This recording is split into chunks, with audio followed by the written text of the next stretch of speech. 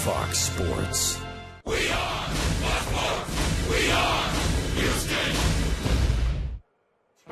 Last month in Denver, the Astros were swept by the Rockies.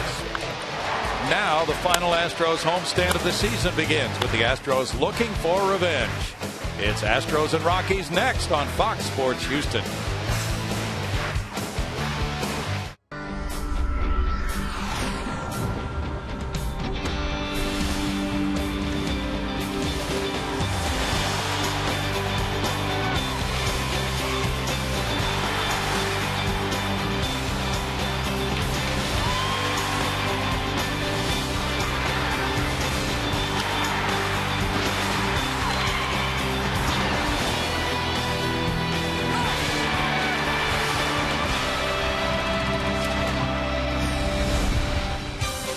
From Minute Maid Park in Houston, Texas, Fox Sports Houston brings you Houston Astros baseball.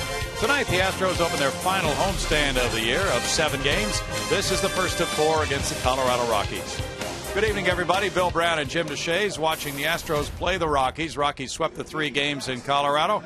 And now the Astros come back home and hope to get a nice week underway tonight, JD. Well, and the Rockies are coming off the worst homestand in their history. They played 7 games. They lost them all to the Giants, then the Padres, and the Rockies have really struggled in this ballpark over the years, so it sets up well for the Astros. Here are the pitching matchups for this 4-game set. A couple of top prospects for the Rockies in games 1 and 2. Kids that came over in the Jimenez deal, White, Palmer, Anson, Hamill, Millwood over the weekend. Sosa, Myers, Happ, and Harrell in for Bud Norris in the finale of the 4-game set on Sunday afternoon. As his final homestand begins, the Astros, who had a tough day offensively yesterday in Cincinnati, hope to get the bats moving. With J.D. Martinez, Carlos Lee, and the Astros back home at Minute Maid Park in just a moment.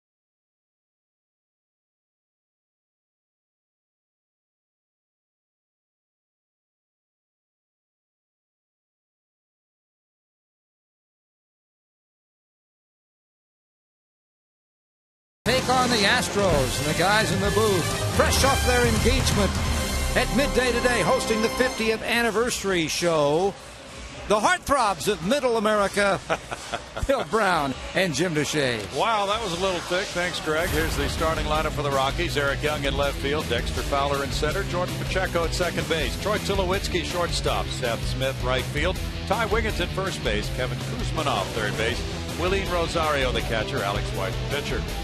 And it's Henry Sosa going to work here with Young ready to start it. And the left fielder is all set and ready to go. And taking ball one from Sosa, the home plate umpire is Brian Gorman. 240 for Young, no homers. He's driven in 10. He's a switch hitter. He's had 167 major league at bats. Looking at a strike, and it's a 1-1 count. Rockies, as JD mentioned, lost all 7 on their homestand. Didn't hit a lick. Well, that's odd for them. Well, especially out there. My goodness. Less than 3 runs per game in that 7-game set, getting cuffed up by the Giants and the Padres. Henry Sosa last time out allowed just 2 runs to the Cubs. Worked around 5 walks. Was really wild early. So he's lost his last 3 starts, all on the road. Pittsburgh, Washington, and then that one we just showed you in Chicago. He was kind of perplexed how that could happen. All those walks biting him. Foul ball there. And the count is 2-2. He had not walked more than 3. Had done that 3 times. Our leaders of the game is brought to you by United. Proud to fly the Houston Astros. Since August 19th, Astros pitchers have the lowest ERA in baseball at 2.26. 3 balls, 2 strikes. Well, Young's certainly a guy you don't want to walk. He's not a power guy, but he is a speed guy. He's stolen 24 bases. He's only been caught 3 times. So, in a 3-2 count, if you're Henry Sosa, you got to be willing to throw one over the fat part of the plate here. Make him hit it. But he doesn't. He walks him. And he's just walked a guy who has 24 steals in 27 attempts. We're getting good movement on his fastball tonight, but can't harness it here. At least through 1 hitter. Defensively, it's Martinez, Schaefer, and Bogasevic covering the pasture. Fredis, Barmas, Altuve, Lee on the infield. J.R. Toole started yesterday, had a nice day. He's back in there this evening. Speed merchant Dexter Fowler comes up. Fowler with a .268 average has 5 homers, 43 runs batted in, but in the extra base hit category include 32 doubles, 15 triples. Wow, it's a big number of triples. Uh-oh, we got a meeting already. It's early for a meeting. It is early. Well, in that first inning for Sosa in Chicago on Saturday, he walked the number 2 hitter Campana. Then with 2 outs, he had 3 consecutive walks, so 4 walks in the first inning. He only gave up 1 run, and then 1 other run on a 4th inning homer. So he was able to work around those walks, but he was just very perplexed as to the 4 walks in the first inning.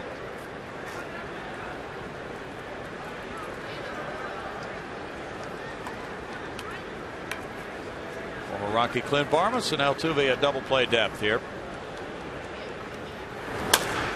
Foul back. There's strike 1 to Fowler.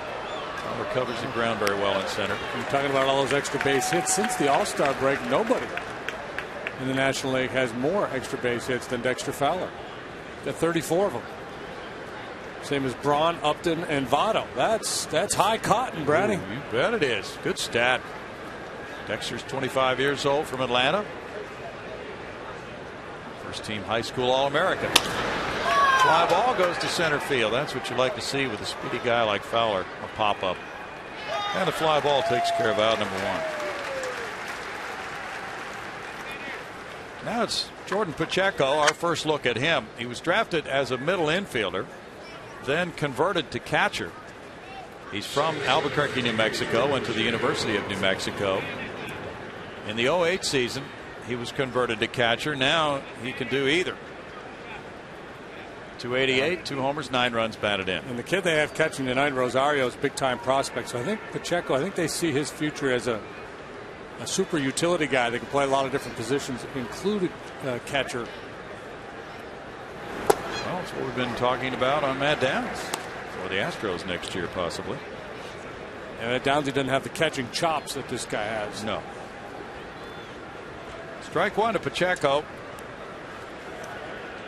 Pacheco, 25 years old. getting a chance to start this September game in the number 3 spot in the lineup for Jim Tracy. He has injuries he's managing around. Todd Helton is out perhaps for the season with a back issue. Carlos Gonzalez is not here tonight. Had a wisdom tooth removed. Could rejoin the club tomorrow, but may not play anymore. He's had a wrist injury recently. That's that time of the year. They're shutting her down. Young started and stopped. It's a strike, and Pacheco faces an 0-2 pitch coming next. Give the kids a chance to play. The veterans that are banged up a little bit, there's really no percentage, no sense in going out there unless there's some individual milestones you're trying to achieve, especially once you get on the road. You know, when you're at home, if you're the Rockies, you'd like to see Tulowitzki and Helton in there if healthy so the fans can watch them play. But once on the road, not such a big deal. It's 1-2. Disappointing year in Colorado. They started the season with high expectation. They draw $2.9 million at home, and they wind up 38-43 at home. So a lot of disappointment to spread around among the Rockies in uniform personnel right now about their home season. Pitch out, and it's ball 2. 2 balls, 2 strikes to Pacheco, who's driven in 9 runs in his first 12 major league starts. Is he related to Ferdy? Not that we know of. The fight doctor, Ferdy Pacheco. Jordan's first major league game was the 6th of September. And since his recall from the minor leagues, his 9 runs batted in are the best on the club. He had spent the year at Colorado Springs, mostly a catcher there, 86 games, but also played a little third base. That would be the difference in the Matt Downs comparison. This guy has been primarily a catcher the last couple of years. Ooh, pick off here. He heads back the other direction and he missed the tag. No, you got him. Okay. Looked like he put out a safe sign, Tony Randazzo. He tried to get underneath Carlos Lee's tag, but he was out. He's very good reversal of direction here. Yeah, he knows he's hoping that Carlos has already unloaded the ball to second base, and had Carlos made that throw, he would have been able to scamper back. It's not a bad idea. And must have just brushed the back of Young there with that tag. Cheapa. Quick. Give me some of that energy. I'm up here falling asleep. All right. There's a strikeout to end it in the top of the first. There is no score.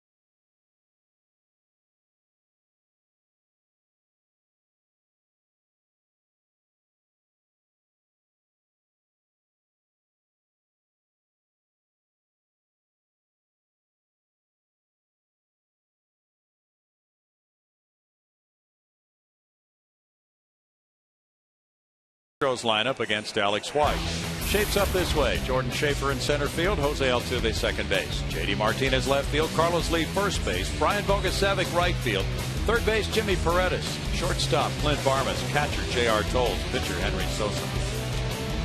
It's right-hander Alex White on the mound for the Colorado Rockies here this evening. He's made 5 starts with the Rocks, and he's 2-2 with an 8.46 ERA. Note the home runs 11 home runs in 27 and 2/3 innings so far for young Alex White. He's a rookie, big-time prospect. Came over in the Ubaldo Jimenez deal with the Indians. First-round pick in 09 for Cleveland. So they really like his future, but it's been a little rocky for him so far. There's ball one to Schaefer. Schaefer, a .243 hitter with 2 homers, has 12 runs batted in. He's a sinker baller. And apparently that sinker hadn't been sinking a whole lot. It's 1-1 to Schaefer, who has a .312 on base average. Jordan's hit .302 against the Rockies this season.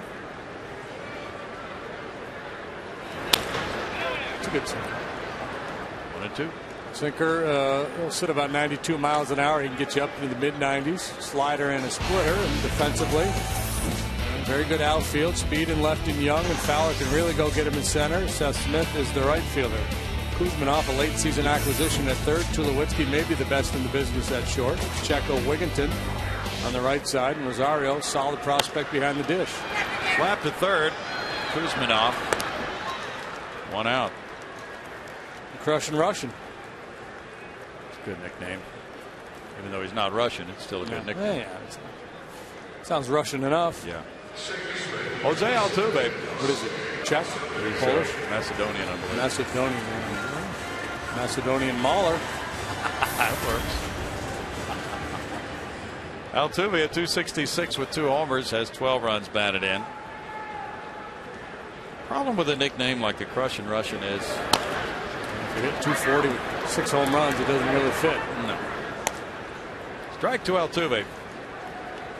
White had that start against the Astros August 23rd at Coors Field. A no decision. 6 innings, 5 runs allowed. That was his first start as a Rocky. It had 3 with the Tribe prior to the trade. Ground ball on the Russian. It's a Macedonian, Brownie. It sounds so much better though. 2 outs. Not many Russian major league players we can cite throughout the history of the majors. Sounds like a research project. Time to go to work on the Google. Certainly does. That time Jose just kind of rolling over a little bit on a hanging slider instead of staying through the ball. It's been a rough September for him. JD Martinez is up. This White guy, he had an interesting start a while back. What happened? He gave up 5 home runs in 5 innings of work and won the ball game. Solo? 2 starts ago against the Reds. All solo? I don't know. 2 balls, no strikes. That's only happened a couple times in baseball history. 5 jacks in 5 innings and you win. That is highly unusual. Wow. You bet. 2 balls and a strike. Well, he spent some time on the disabled list in May. Right middle finger soreness. He was actually on the 60-day disabled list. And then involved, as JD mentioned, in the Ubaldo Jimenez trade, along with Drew Pomerantz, who starts tomorrow night here. Scouts really like both these guys. I think they'd probably grade out Pomerantz a little higher right now, maybe a little more finished product, but both guys with tremendous upside. Fastball, a strikeout, and White has a 1-2-3 first. No score after 1.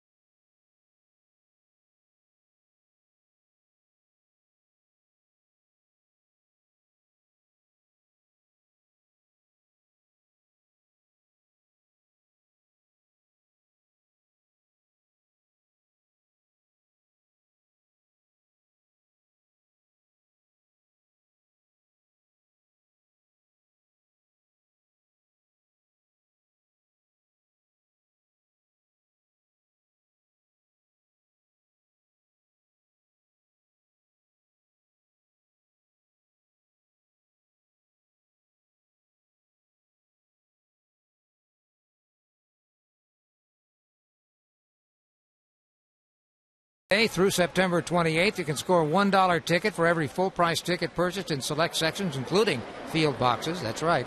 You can also buy vouchers for dollar hot dogs and small sodas for each ticket purchased. Visit Astros.com/fan for Dollar Day tickets. If you missed it tonight, actually it's not too late, but if you did, don't forget tomorrow. There's always tomorrow. Troy Tulowitzki leads it off. There's strike one to Tulo, 302 batting average, 30 homers, 105 runs batted in. It's his first career 30 homer, 100 RBI season. Second National League shortstop to combine those numbers. Ernie Banks did it 5 times. 1 ball, 1 strike to Troy Tulowitzki. Yeah, just a tremendous performer year in and year out. One of the best in baseball now. He's turned himself into a perennial MVP candidate. And boy, has he ever Mr. Second half. Yeah. He really turns it on. This year, since the All-Star break, hitting .358. Leads all Major League shortstops in homers, runs batted in, extra base hits, slugging, doubles. Also fielding percentage, double plays, and putouts. Pretty good. Fouls it back, and it's a 2-ball, 2-strike count. You mentioned he's been banged up. He came out after the 5th inning of yesterday's game. Henry Sosa is facing the Rockies for the first time in his career.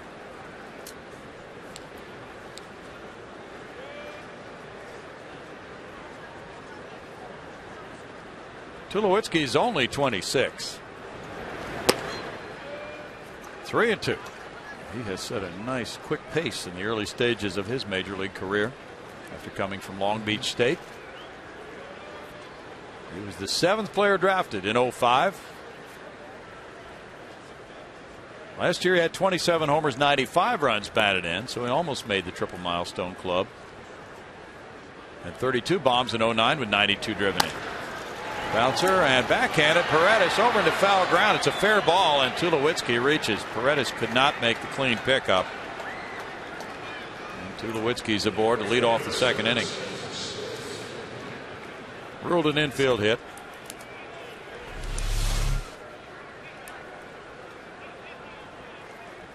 And trying to make a play on the backhanded side on a short hop. Just got a little caught in between there with his footwork. Not sure how aggressively he wanted to pursue that one.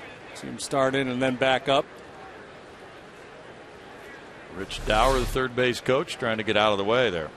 Jimmy definitely a work in progress down there at third base. Seth Smith, a .280 hitter with 15 homers, has driven in 58 runs. He hit a homer against the Astros in Colorado.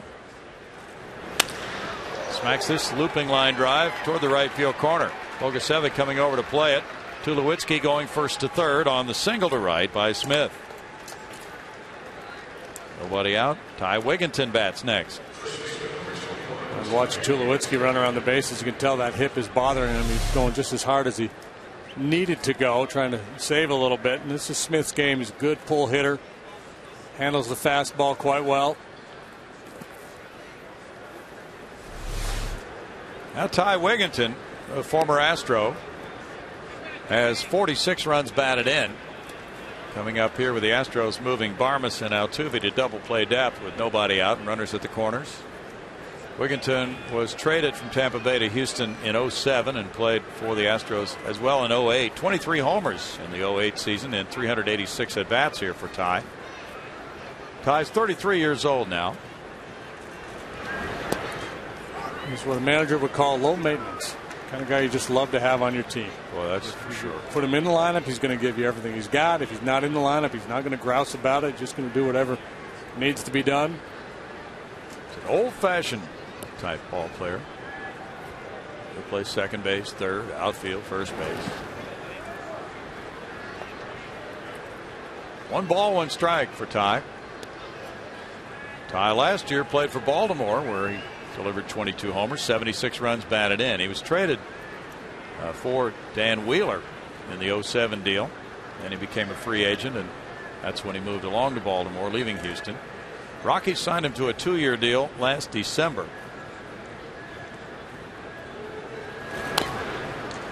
Foul, and it's a 1-ball, 2-strike count. Rockies have slipped to 70 and 85. They're 19.5 games out in the NL West, in 4th place.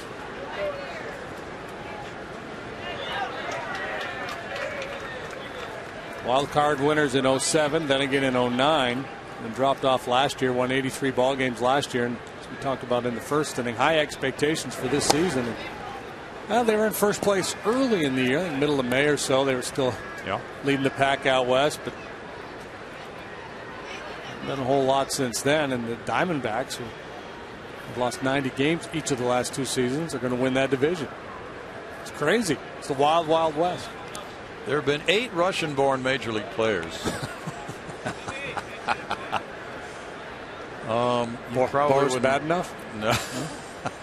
You probably wouldn't recognize any of them. Well, Victor Cole, he was up for a while in the outfield with the Pirates. Eddie Ainsmith, 1910 through 24. Bill Crystal, Reuben Ewing, Jake Getman. They don't ring a bell, do they? No, not familiar with the work of any of those gentlemen. 3 balls, 2 strikes to tie. Went to UNC Asheville. He's a native of San Diego. Sosa shooting for his 3rd major league win. Would love to get an atom ball right here. Strikeout would be great. Something favorable in this threatening situation for the Rockies. Ooh, he does get a strikeout. He pops it by him upstairs for strikeout number 2. Pitching standpoint, greed is good. Greedy hitters in an RBI situation will chase pitches out of the strike zone.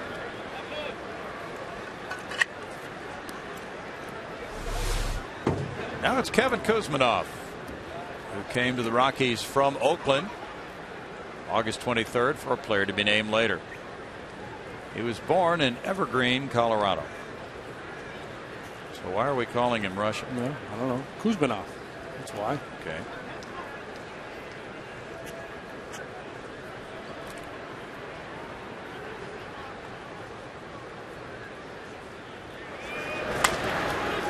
Sosa throws to second. Varmas up and over. Throws it away and the run scores. Varmas was rushing with pressure from the base runner Smith, and the Rockies lead it 1-0. As Kuzminoff hits the comebacker, and he'll be credited with an RBI on this. Astros unable to turn a double play. Right back to Henry Sosa, and he spins and makes a low throw, and that's kind of what upset the play. And instead of giving Varmas something he could come across the bag with momentum, it was down around his ankles, and he had to reach down for it, and then had nothing going into the throw. Trying to get it off while taking evasive action, and no double play. And Rockies have a lead. Willeen Rosario, the catcher, is the batter. Looking at ball 1 upstairs. As JD mentioned, the Rockies think very highly of him. With a .200 average, he has 2 homers, 4 runs batted in.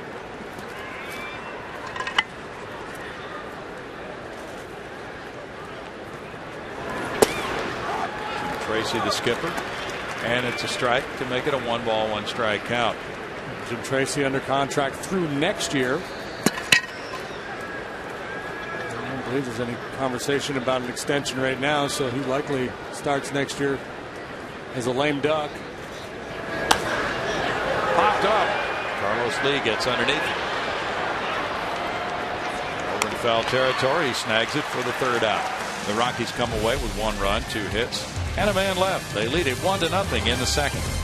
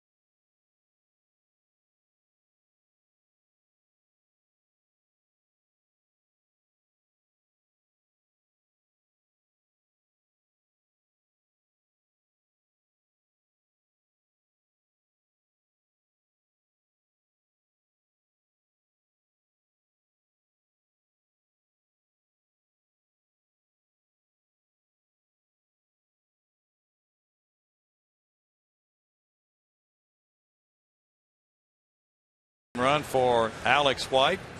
Well, the Rockies making that deal. Ubaldo Jimenez going to the Indians, who were in contention at that time.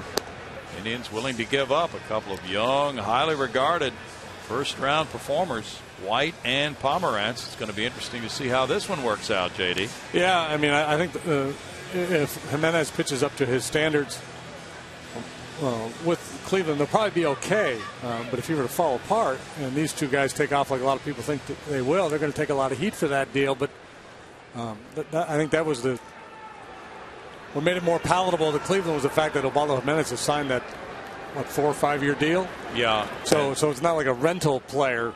True, and a very affordable deal for the club. Yeah. Ball one to Carlos Lee with 18 homers, 86 runs batted in, a .276 average for El Caballo. 2 more homers and he reaches a nice milestone. He and Alex Rodriguez will be the 2 players to reach 20 homers in each of the last 11 seasons coming into this one. But A-Rod has 16 this year. He's going to need a furious finish. And we don't think he's in the lineup tonight, do we? I have no idea. He might be because the Yankees are resting a lot of their mainstays and they are getting ripped by Tampa Bay 12-0 in the 4th. Carlos and A-Rod, the only 2 players to do that, though, hit 20 homers or more each of the last 11 years. And it's 3-1 now. And he hit a homer off White in Colorado. Bouncer goes to third. Kuzminov. Wow.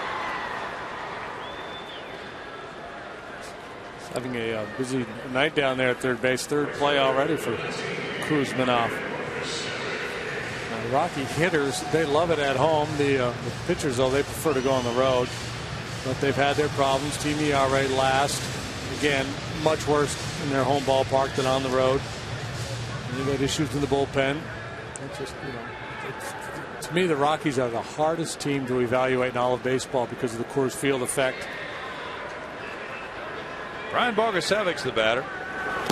Showing bunt. A-Rod is not in the lineup tonight for the Yankees. Bogusevic, a .282 hitter with 4 homers, has driven in 15. He was 1 for 6 in the Cincinnati series, hitting .267 in the month of September. Jimmy Paredes on deck.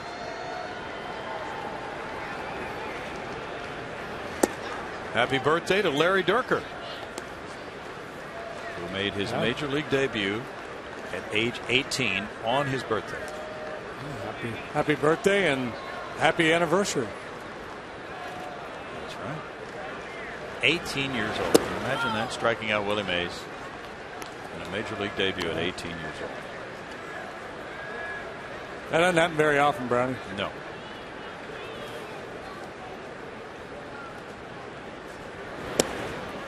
Strike to bogey, and it's a 3-ball 1-strike count with Paredes on deck. We had fun at that luncheon today out at the 5-7 Grill out in the center field area of Minute Maid Park. Bouncer up the middle, on through into center field. The Astros get their first base runner. Bogusevic is aboard for Paredes. Good hard turn at first there. Who else is celebrating birthday today besides Derek? Tommy Lasorda, he put on a Dodger uniform. He's going to be a coach on his 84th birthday. Bob Lemon, David Stern, Lute Olson, and Nicholas Konstantinos Kurlionis, a Lithuanian composer of some renown. All right. Well, we've been talking about Russians and Macedonians and now Lithuanians. So sounds like an NBA player. Stick with that for 40. Jimmy Paredes, the batter. No more than that, though. Pretty high to go with that kind of a question. Yeah, we probably do a little better with potent potables. .299 for Paredes, 2 homers, 16 runs batted in for Jimmy. Potent potables.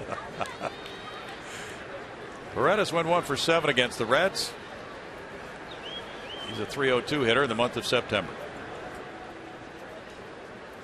Jimmy hit another home run allowed by White when White faced the Astros in Colorado. That's been a big problem. Home runs and walks. Missed a bunt try. Foul tip, actually. It's strike one. And White had made 3 starts with Cleveland before coming over to the Rockies. So all told, in 42 2/3 innings prior to tonight, he allowed 14 home runs, almost as many walks as strikeouts. Well, he's got some work to do to smooth things out. Well, he's 23 now. Outstanding collegiate career at North Carolina.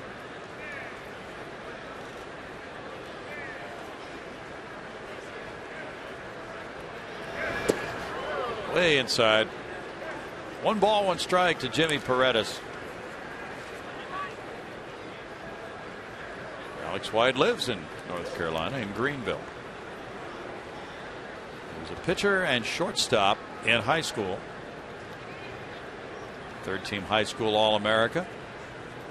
Majored in sports administration at North Carolina. There you go. He could be pitcher/GM someday. Wouldn't that be fun to have that combination?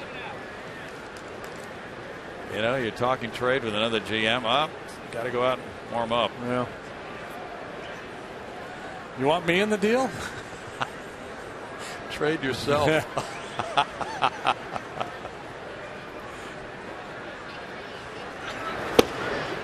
Strike. Ooh, didn't have to be. 1-2. Brian Gorman liked it. We have the new logo for the remainder of this year, next year, for the 50th anniversary celebration of the Astros. It's out there on the outfield wall. There it is. It incorporates a lot of different colors and design elements of the 50 years. Runner going, swing and a miss. The throw sails and safe. Tulowitzki almost made the tag on Bogusevic on the run as Paredes struck out for out number 2. Steal number 4 for Bogusevic in 6 tries.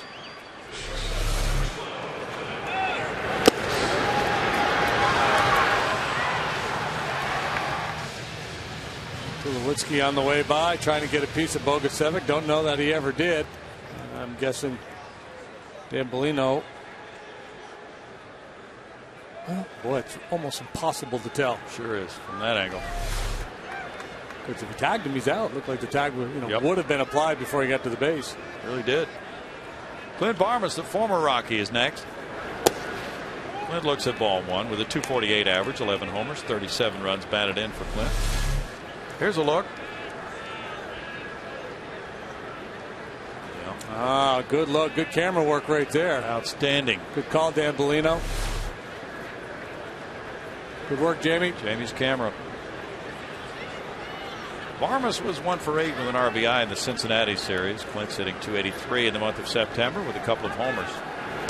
See, that's amazing, though, how close from one angle, how close that play looked, and then when you get the other look at it, wasn't that close at all. No.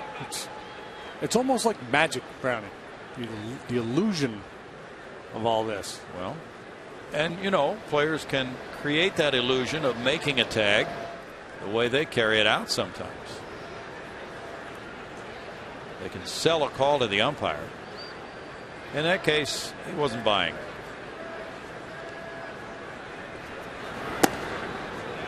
It's 2-1. Got to be careful those middle infield types. Sleight of hand. Yeah. They are quick. That swipe tag, they can make it look awfully good.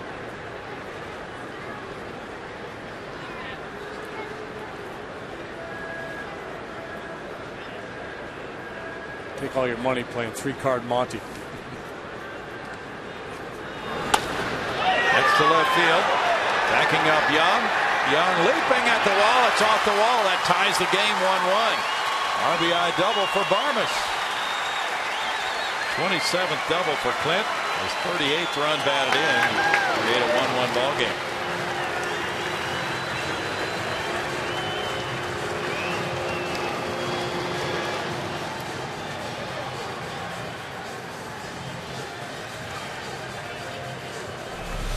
Nice 2-out knock here by Barmas. White hangs him a slider. Gets a little more under it. He hits it out of the ballpark, but high off the wall. Young really not all that close to it. That's the challenge for a new guy playing this wall. Carlos would have been in position to handle that carom.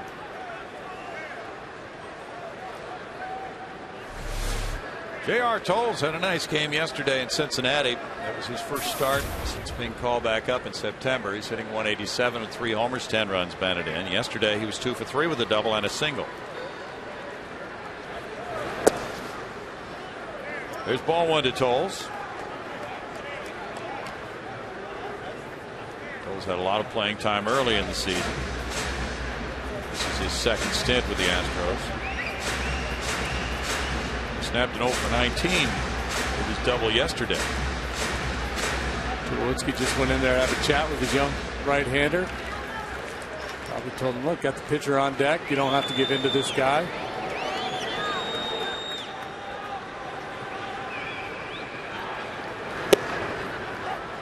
It's a strike, and it's 1-1 for Tolles, who's making his 38th start at catcher for the Astros this year. Yeah, that logo you saw a minute ago will be displayed prominently on the uniforms next year. It'll be on the caps. There'll be a patch on the uniforms.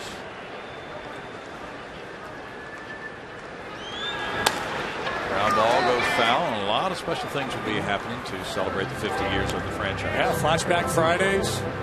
Wear a different uniform, commemorating the various eras, the different uniform designs over the years. We're going to wear the old Colt 45 uniform.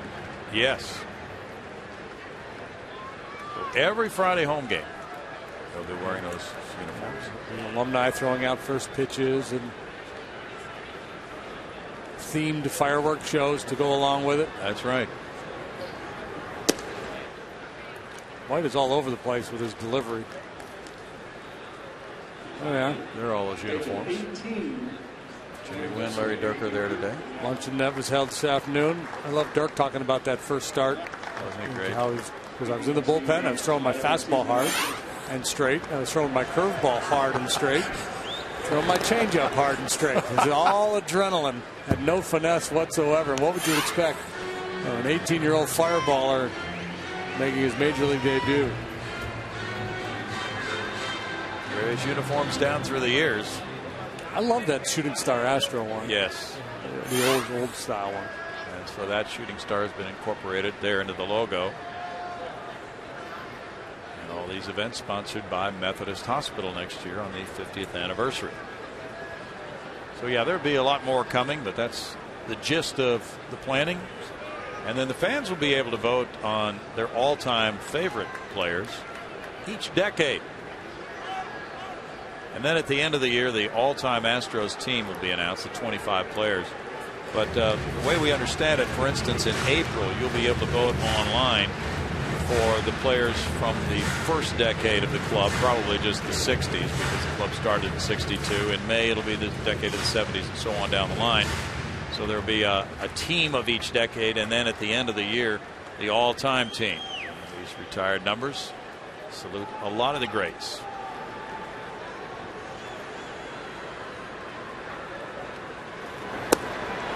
Tolles swings and misses, striking out. The Astros tied with a run on 2 hits and leave a man. After 2, it's 1-1.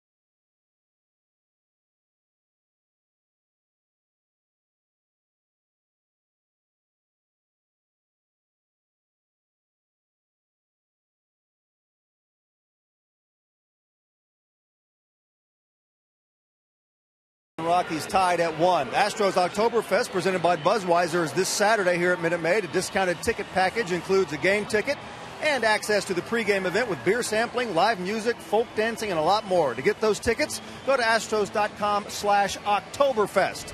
And here with me now to talk a little bit more about the Oktoberfest event is Christy Miller, the Astros Promotions and Event Coordinator. Thanks for being with us. Not a problem. Thank you, Bart. Let's talk a little bit about what fans can expect at the Oktoberfest event. Sure. First, we're really excited to bring Oktoberfest to Minute Maid Park. It's always neat for us to bring these added value events for our fans who obviously love watching Astros baseball but can have a little bit of different fun before they take their seat for the game. Oktoberfest, it's presented by Budweiser, first of all. We'll have a beer garden full of a ton of international beers underneath the Budweiser tent out there. Velina Polka will be offering some polka music for us. We'll have some German folk dancers.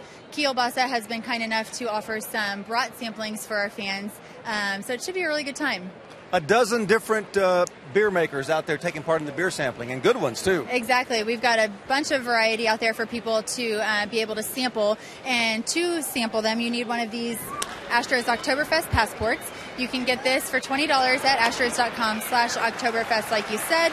You get 12 beer samplings plus the chance to get an Astros Stein. The first 500 people that enter the event with one of these passports gets a one-of-a-kind limited edition Astros Stein we're really proud of. So we hope people come out early. Yeah, make sure you get here early to get the Stein. And you also get a great deal on tickets. If you go to the website, you'll see the ticket prices. And you can get a field box ticket for, what, $22? $22, yeah. The event add-on is only $20 on top of any ticket level that you want. So you can get a field level ticket or an upper deck ticket, whatever suits you and your family that particular day. Add on the event for $20, and you can come to the pregame event and see an Astros game for as little as $26, $27. Great stuff. Christy Miller, thanks for being with us. Thank you very much. Appreciate it. It's Oktoberfest. Brownie, get here early, get you a Stein, get warmed up for the game with a little polka, all of it. Back to you. Thank you, Bart. 12 beers? That's crazy.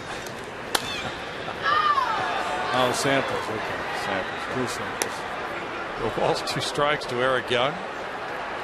And thank Bart for that. 4 balls, 2 strikes, and Young drew a walk, and then he was thrown out. He took off for second base on a pickoff throw, and then he just stopped and headed back to first. And Carlos Lee tagged him. Kind of a drive-by tag. 1 ball, 2 strikes. E.Y. Jr., 26 years old, born in New Brunswick, New Jersey. Son of Eric Young. He's a coach for the Diamondbacks. Ooh, good pitch. Yeah. Got pinched a little bit there. And the veteran Brian Gorman. Good movement on that two-seamer, too. Bouncer off the glove of Sosa. That slows it down, but that means Young reaches because Altuve tried to barehand it and couldn't pick it up. Single. Yeah, with Young going down the line, Altuve judged that he needed to try to make a barehanded play, and I think he did make the right decision. He just wasn't able to get it cleanly and then continue on with the throw.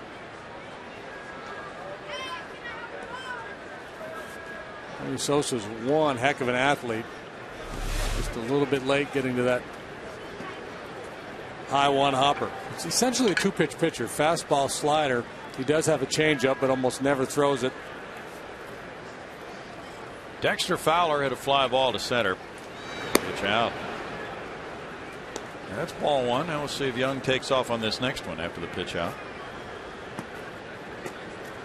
Yeah, certainly Jim Tracy would feel comfortable encouraging Young to try to steal here. Highly unlikely they would pitch out twice.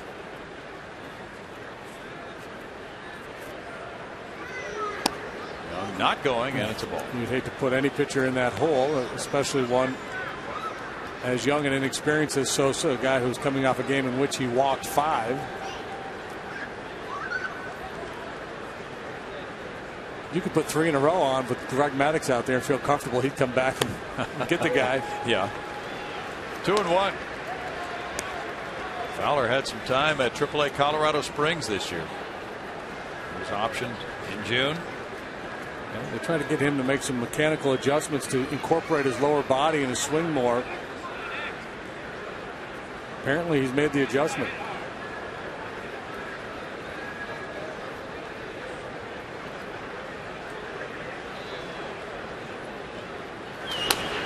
Foul back. 2-2 to Fowler. Fowler was a 14th round pick in 04. Eric Young 24 for 27. J.R. Tolles has thrown out 4 of 38. Henry Sosa has allowed 2 steals in 4 tries.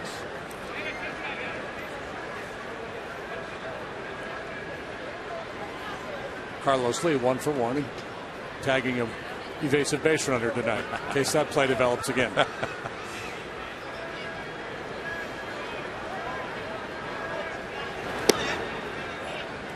It's 3-2 now.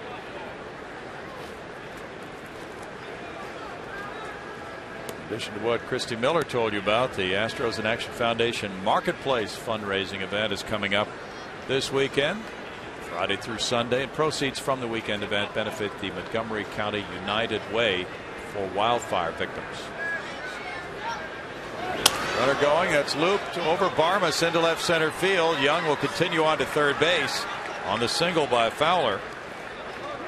And the Rockies have runners at first and third with 1 out, and Pacheco coming up. Similar situation to last inning. The Rockies able to push that run home. You see Barmas, he's reacting to Young moving, so he's starting to cheat towards second base. And he wasn't going to be able to make a play on that ball anyway, but a little flare falls into left field. Pacheco with a chance. He punched out first time up to end the first inning. Another meeting.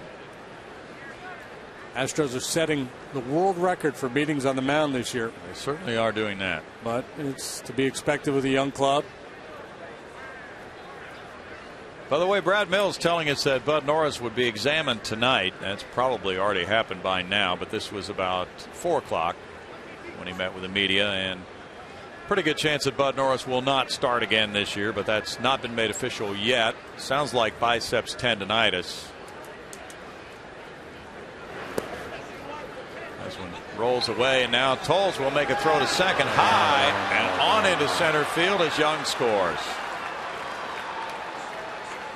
And Fowler goes into third. The ball trickled behind Tolles, and then Fowler took off, and Tolles threw it into center field. Looking at a wild pitch, and then it'll be an E2 on the throw. JR's got to first be able to contain that ball, block it, if not catch it, and then he's got to hang on to it. And there's no play to be made at second base. And a cheap run comes home for the Rockies, and a chance for another one with the man standing on third base now. Yep, infield comes in now. The wild pitch allowed Young to score, and then the error got Fowler from second to third. And a foul ball there on Pacheco makes it 1-1.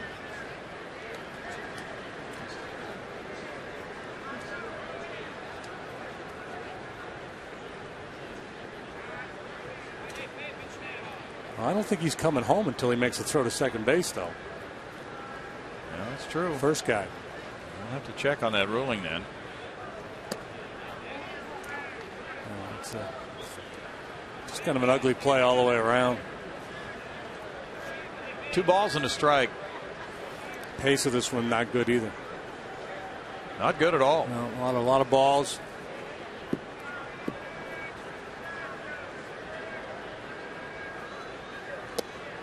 Strike makes it 2-2. Whether it's a circle change, split finger, that would be the key for Sosa to come up with that third pitch. See, he's waiting down there at third base. He's not going until the throw. And then he comes dashing home. So that means he scores on the error. And Fowler takes second on the wild pitch. Then continues to third on the error. 3-2. 5th error by Tolles this year.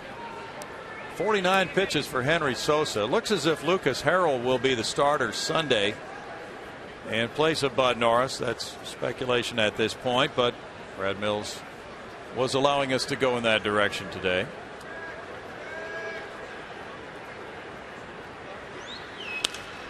Fly ball over first base, over toward the right field line. Bogusevic, long run, slides, foul ball.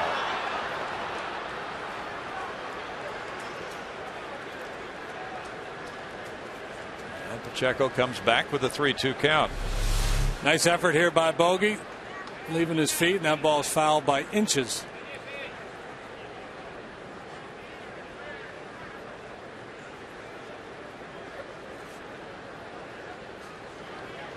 Let's see where it hit. Bogusevic with a major league try there. Now Pacheco with the infield in gets another 3-2. This game one of a 4-game series. Then the Cardinals are in next Monday through Wednesday nights. Rolled out to third, runner holding. Paredes checks him and throws to first. Getting Pacheco for out number 2. In the last place Pacheco wanted to hit that ball. You bet. The Cardinals coughed one up big time today. Sure did. What happened? They had a comfortable lead against the Mets, and then New York scored 6 runs in the top of the 9th to beat them 8-6. And there was loud cheers reverberating from Atlanta, Georgia. Oh, you know that. Atlanta now 2 ahead in the loss column in the wild card race. Tulowitzki reached on an infield hit and came around to score as Kuzminov bounced into a force.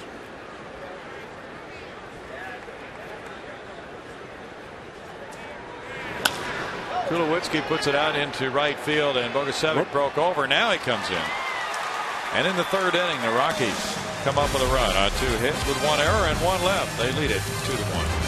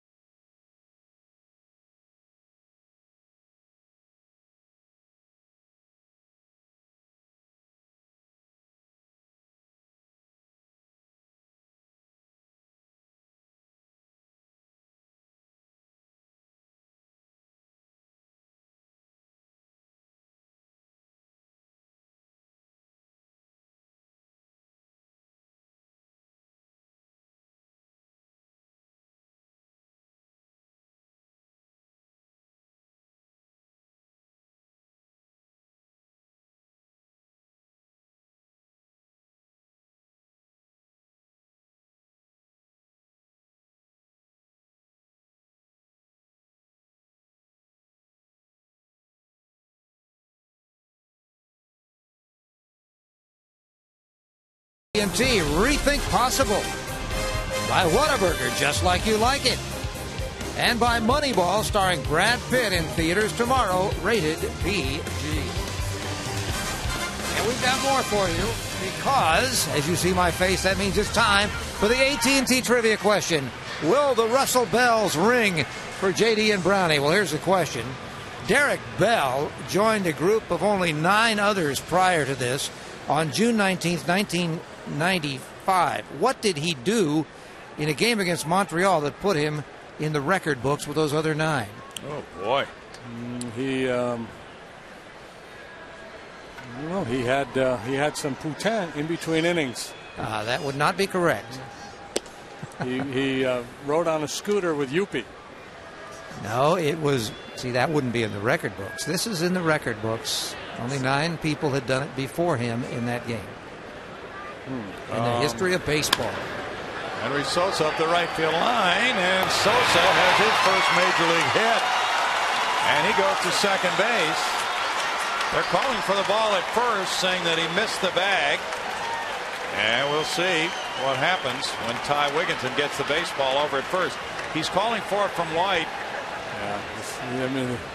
And nobody's got it. Nobody had the call, though. The first base umpire was going down the line. He got away with it here. Yes, he did. Henry was kind of watching the ball in the corner, and the first base umpire had gone down to be in a position to make a call fair or foul. So now that ball comes out of play. It's Henry Sosa's first major league hit. Oops. The first major league hit that shouldn't have been, but the umpires didn't see him miss first. Well, they can't watch everything. Well, Tony Randazzo was looking up the line, fair or foul, and then the home plate umpire, Brian Gorman, didn't see it. So the Astros get a break, and Jordan Schaefer's the batter. First hit for Sosa, and it's a double. And he gets by with missing first base on it. Well, I think they should just be out there as just suggestions. Like you kind of run towards this and come kind of close. I mean, come on. All right. Let's see, Greg. Derek Bell. Yeah. He did not miss first base twice. Oh, that's not it? Okay. No, that's not it. It is something he did, however, in one inning. He hit 2 homers in 1 inning. Nope. Fly ball behind second, caught by Tulowitzki. He hit 2 triples in 1 inning. No, they're going to go back, I think, to show the Sosa double. We'll take a brief intermission here. Talk about not engaging your lower body in your swing. Stiff-legged, but effective. Boots says he was caught stealing twice in 1 inning. So Boudreaux gets credit for that one. That is correct. Does. He was only the 10th man in baseball history caught stealing twice in 1 inning. That's hard to do. It is hard to do. He was actually a pretty good base stealer. Yeah. He had 29, you pointed out the other day, one season. Jose Altuve, the batter now with 1 out. There's ball 1. Let's make it official. In a game against Montreal, Derek Bell was caught stealing twice in 1 inning. And up to that point, he was only number 10 in the history of baseball to have that little problem. Do you know about the details of the 2 caught stealings? No, just that it happened. Okay. Just curious. Well, you were probably there, so you're supposed to remember. That's not going to happen. Oh, okay. 2 balls, no strikes. Well, sometimes a guy is ruled caught stealing, but they blow the call. And they drop the ball, so it's an error. Yeah, that's true. That's a good point. That would help an inning continue, of course. Right. But the game, I think the final was only 6-3, so a lot had to happen in that inning. Yeah. By the way, it didn't hurt the Astros. They did win, even with Derek getting caught twice. So I'm wondering if he took off for second and they missed the tag or something or dropped the ball, and it was technically a caught stealing, and the infielder got an error, but he really was safe, and then he stole third. I will look it up. Was thrown out there. Foul ball. You will look that up? Yeah, I can look that up, because I know what the date was. Oh. I can find the box score. You're going to Retro Sheet, aren't you? I certainly would probably be, yes. Very good. In that Mets-Cardinals game J.D. was talking about, the Mets got 6 in the 9th, as he mentioned. And a weary Cardinal bullpen, according to the story, had a breakdown. Tony La Russa used 3 relievers in that 6-run Mets 9th. Jason Mott was pitching for the 9th time in 14 days. He's their closer right now. He was charged with the first 4 runs, but Rafael Furcal helped with an error. Oh, Altuve drilled by that pitch. And the left forearm, it appeared, or maybe the wrist. Oh, that is stinging him right now. Head athletic trainer Nate Lucero comes out.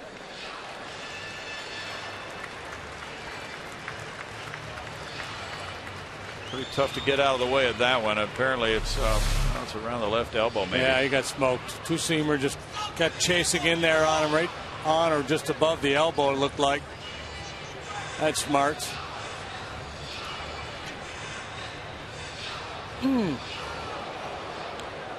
Could be right there on that point. Ouch. If that's where it is, yeah, it could swell and be very hard to do much with that elbow for the rest of the night.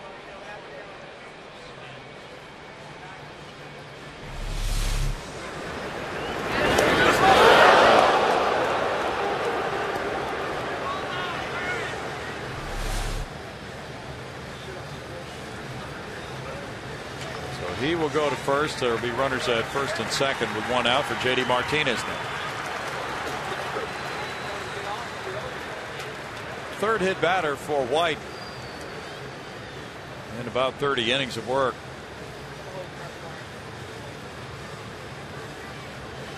Sosa at second, Altuve at first for Martinez, who struck out in the first inning. So that was a damaging loss for the Cardinals because they had really been cutting into the Braves lead. Now they're 2 games out in the wild card race. Could be some important games at Final 3 with St. Louis coming to town. A golden opportunity. And it's one thing that, you're going to lose games, but to lose one like that at this critical point in the season, that's really demoralizing. Lance Berkman's going to have to bring his A material to the clubhouse tomorrow, be as funny as possible to lighten the mood. He should be happy to sign a one-year deal for next year.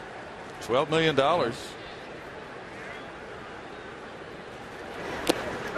Strike to Martinez.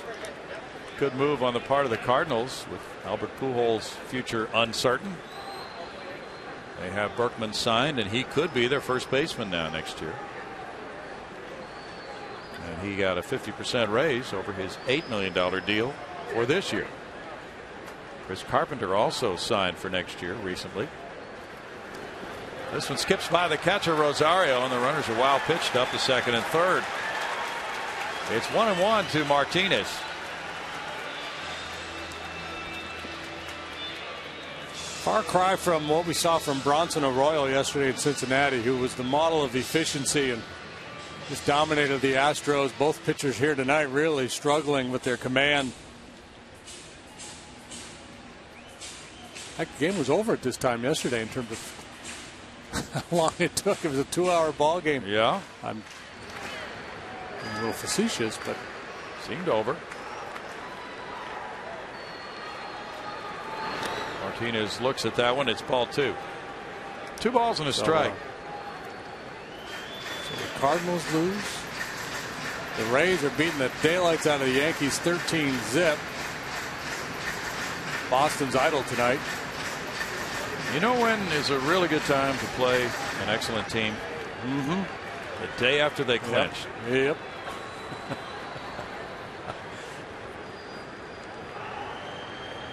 Carlos Lee on deck. That's another one for the research department. One loss record for teams the day after they clinch. Right.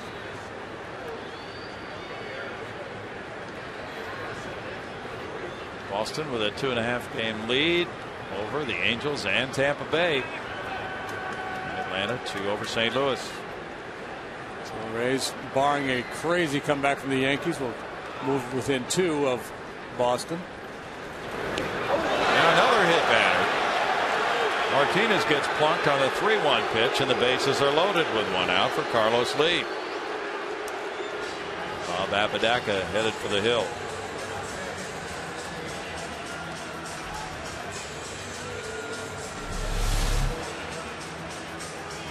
White's best pitch is a sinker, and it's going to run down and in on right-handed hitters, but right now he has no control over it.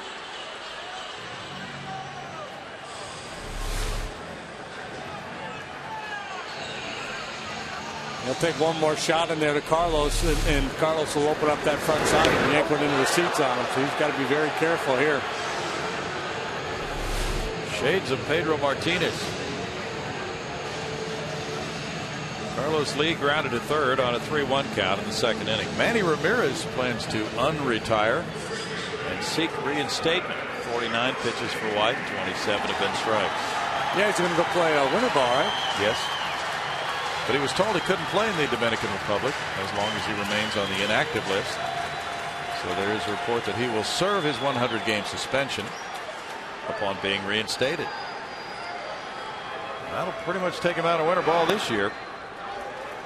Maybe this is for a year from now. There's ball 1.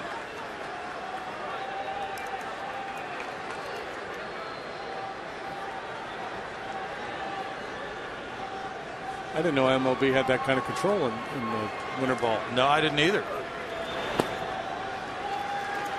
Didn't think they had any over winter ball in the Dominican. 2 balls, no strikes. Carlos with 16 grand slams, has one of those this year. He's 1 for 9 with the bases loaded. 1 out in the inning, so a sac fly would work to tie it. Pull out the driver right here, Carlos.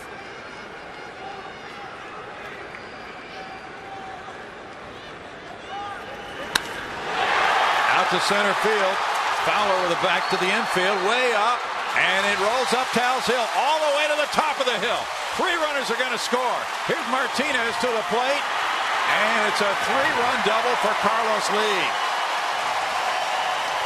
That one rolling all the way to the top of the hill, 436 feet away. And he now has 89 runs batted in. Pull out the driver. And he split their fairway. 37th double for El Caballo. White picks himself into a corner, had to challenge, and Carlos jumped all over it. It's kind of fun. Fowler staying under control going up the hill, and then just getting the ball back into Tulowitzki, who might have had a shot at Martinez at home, but he didn't know where to go with the ball. No. There seemed to be a lack of communication there. Second baseman Pacheco should have been letting him know where to go with that ball. Double clutched on the throw. Now Bogusevic, he singled up the middle. Strike one, and he stole a base, and he scored a run on the Barmas double. 4-2 Astros, thanks to Lee's 3-run double. Carlos is going to have good numbers when the season ends.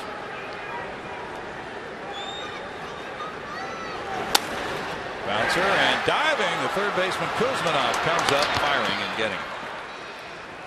Let's take one more look at that play as Carlos drives the ball over the head of Fowler out there in center field. And everybody's off to the races. All three guys coming around to score, but it looked like they might have had a shot at Martinez.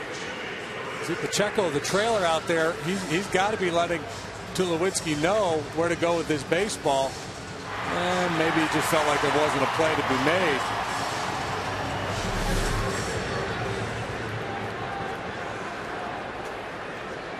But might have been worth a shot. Tulowitzki's got a good arm. Sure does.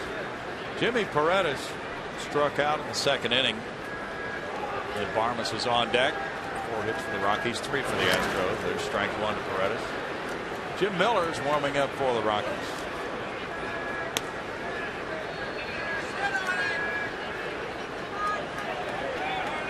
Carlos Lee on at second. 3 doubles for the Astros. Well, eventful inning. We've got a missed first base double. Up Tal's Hill double with the bases loaded after a couple guys got plunked. Greg, we think we have a major league first in this inning. When can you remember in this ballpark a missed first base double and an up Tal's Hill 3-run double? I think that is a first. There's no question about that. By the way, you were correct on your interpretation of what might have happened with Derek Bell. Okay. He was picked off first, and it was a caught stealing, but the first baseman apparently dropped the ball, so he was safe. And then later in the same inning, he tried to steal second again and was thrown out. So he was caught stealing twice, but only made 1 out. Probably felt like he was playing with house money when he went the second time. So he might as well go for it. Well, thanks for checking on that. That retro sheet is fantastic on having all the box scores down through. I don't know how far back it goes. And the play-by-play, which is what was necessary in this one, it had it right there in the 6th inning. Fantastic research information. Retrosheet.org, right? I think that's it. Yep. Yes. Bouncer to second base. The 2-hopper stays down, and Checo comes up with it for the out.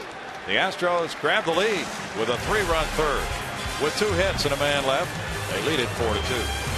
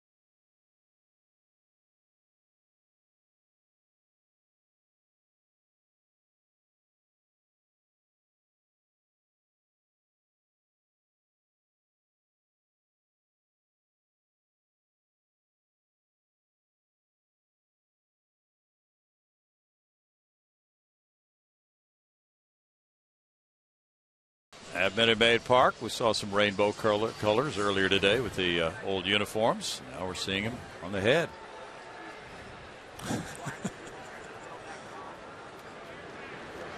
Where do you pick those up anyway? I don't know. I'm going to get one of those. There's strike one to Smith leading off the fourth inning. You got the glasses working, the whole deal there. Like Urkel. Smith singled to right earlier. We'll wear those next year on Flashback Friday. Yeah. Like 80s night or something. That would be fantastic. You know, we need to be getting that lined up already. We may have a run on those before next year. 2 balls and a strike. Well, time for Henry Sosa to set a new tone in this one. Pitchers have both been out of the zone a lot, working deep counts, and now an opportunity with a 2-run lead to take charge. 2 balls, 2 strikes. Gene Dias has emailed us the rotations for the rest of the series. It'll be Drew Pomeranz tomorrow night for the Rockies. Jason Hamill Saturday night. And Lucas Harrell will start for the Astros Sunday in place of Bud Norris. Out to left center field. That could split the gap. And it does. Extra bases here. Smith heading for second, and then Barmas with a quick relay holds him there. He was thinking about third, but with nobody out, he held on at second. Made the right decision. So Smith off to a good start here tonight. He seems to have a lot of good games against the Astros. Line drive single to right now. Talked about him being a pull hitter, but this time he extends through that backdoor slider and drives it into the alley there, left center, right in front of the Rockies bullpen. There's a good, hard, aggressive turn to second base.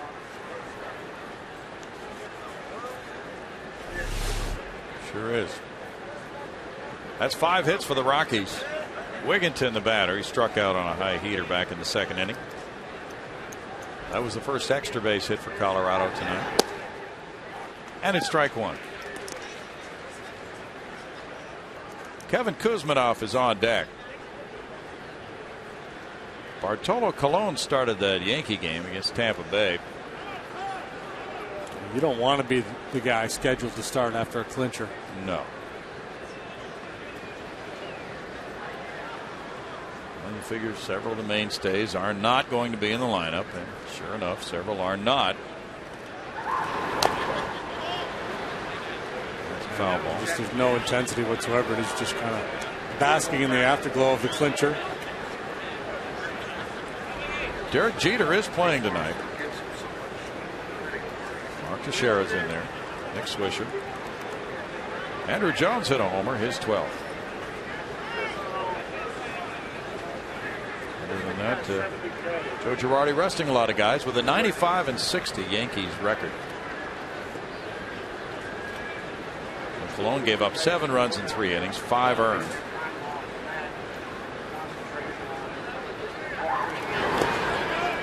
In the dirt. 1-2. Henry Sosa. Tony Randazzo, the first base umpire, with that call. Tolles originally called for a high fastball, and Sosa shook him off, so Henry wanted to take a shot to try to get him to chase the slider.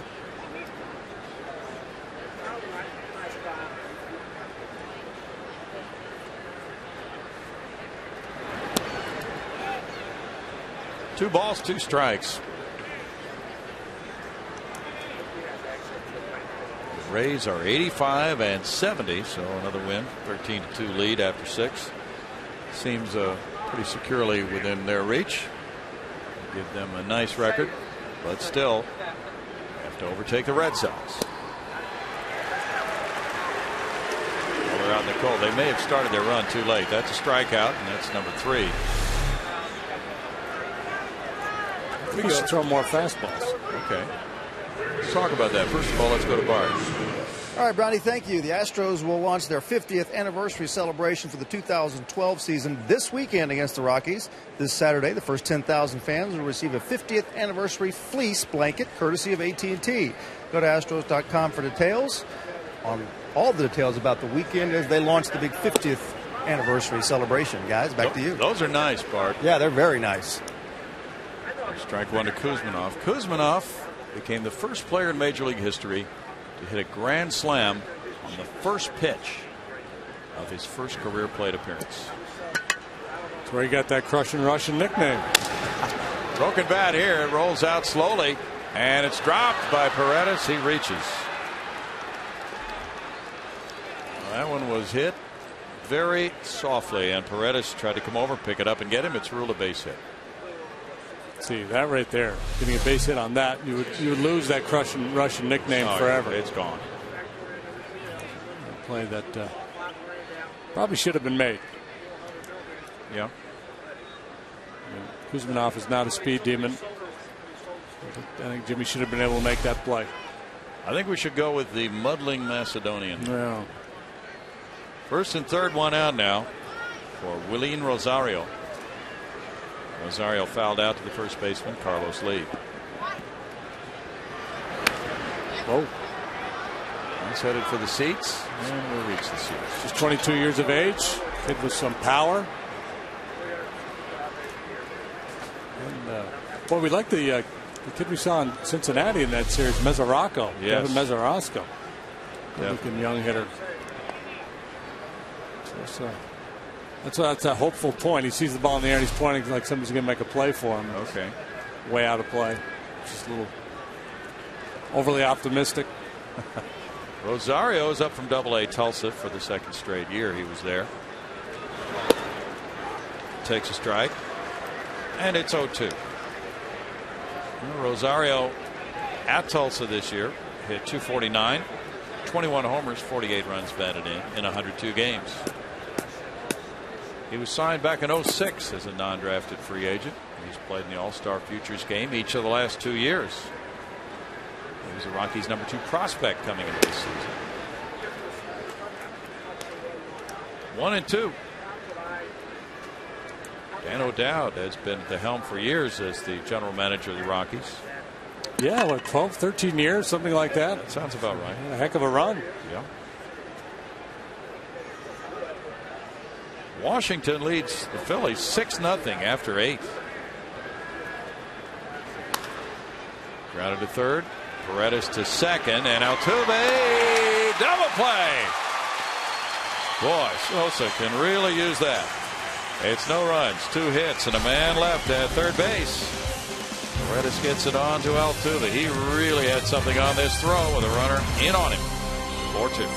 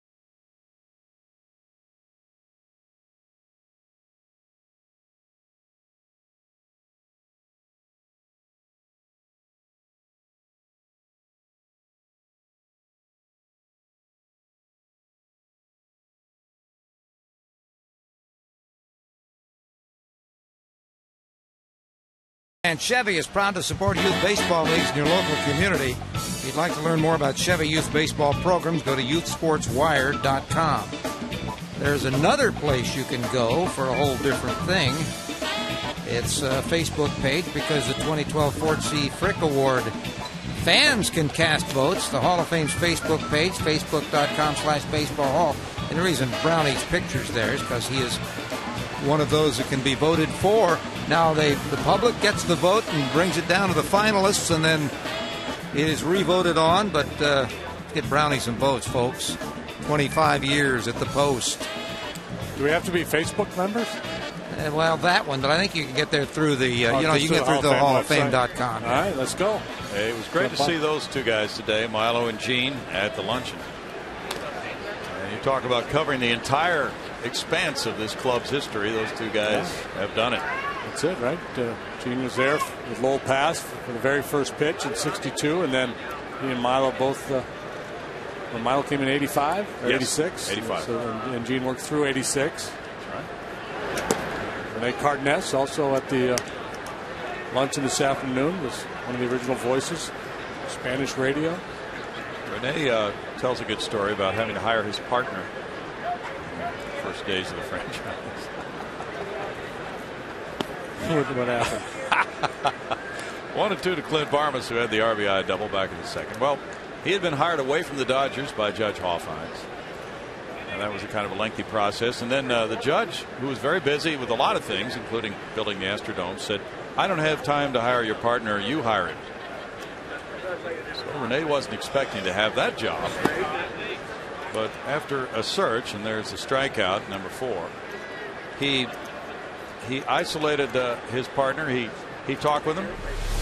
And his partner was in Venezuela, decided to sign him to be his partner, but the problem was he didn't have a passport or a visa to get into the country. And so you had to reload. Rene came in and he met with Judge Hofheinz. He said, Judge, we're a month away from the opener. They were in spring training at the time. I have a little problem. JR tolls the batter. And he shows bunt, takes strike, and takes ball 1. And the judge said, what is it? He said, well, I've hired this guy, but we can't get him in the country. He doesn't have a passport or a visa. Do you know anybody in Washington? He said, yeah. He said, well, could you place a call? Said, okay. So he's in the office, and the judge tells his secretary to place a call to Blair House, which is the vice president's residence in Washington, D.C. And Lyndon Johnson was the vice president. And apparently Judge Hofheinz had been his campaign manager when he ran for Senate in Texas. So the problem was solved very quickly. It's nice to be connected. Yes. 2 balls and a strike. Very early days back in the old stadium in the heat. Things have come a long way in 50 years. 3 balls and a strike. And there was no roof on that grandstand, JD. People were out there watching day games. The sun just beating right down on them. You would have loved pitching. All the mosquitoes and everything. Shut her down. You would have been a big winner there, JD, because it was 420 to center field. Would have been nice in April. Yeah. Washington 6, the Phillies nothing after 8. Roy Oswalt has given up the 6. Foul ball, still 3-2, including a Mike Morse homer with 2 men on in the 8th inning, his 28th of the year. And the Phillies have lost 5 in a row. They have 98 wins. They've already clinched. Hunter Pence been banged up with a knee. He's not in the lineup tonight. And Howard's not in the lineup tonight. He's been banged up. Nice whack foul by JR. Still a 3-ball, 2-strike count. But why shouldn't Charlie Manuel rest some people? Getting ready for the playoffs. Yeah. Give him some rest now, and then that final series probably kind of ratchet it back up a little bit.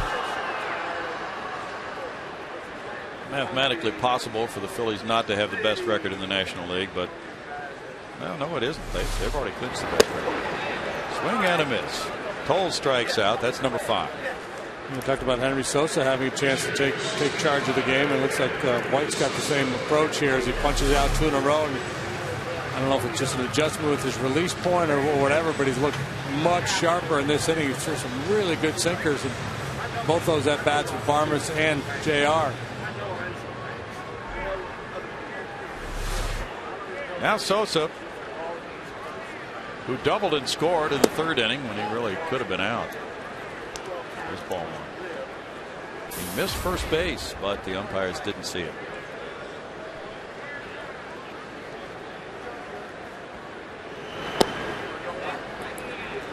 One ball, one strike. Back in the old early days of baseball, when there was only one umpire, runners used to routinely cut across the diamond from first to third if the umpire was watching the ball in the outfield. Take a shortcut. 1 and 2 because they knew the umpire couldn't watch everything.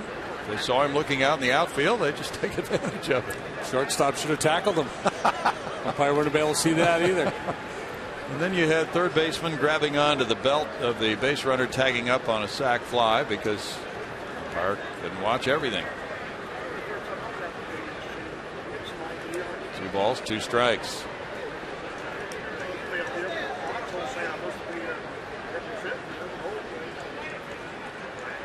Baltimore 6, Detroit 5. They played 8 in Detroit. Coleman Young hit his 10th home run. Bunted foul. And Sosa is a strikeout victim as White strikes out the side here in the 4th inning. The Astros lead it 4-2.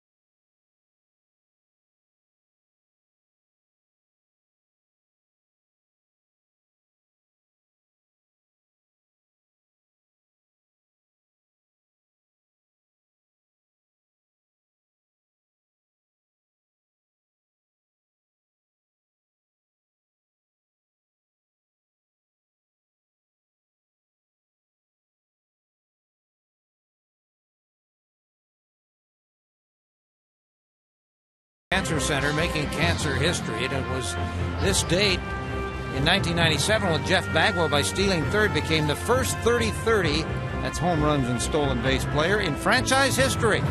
Houston beat the Cincinnati Reds in that one 6-3.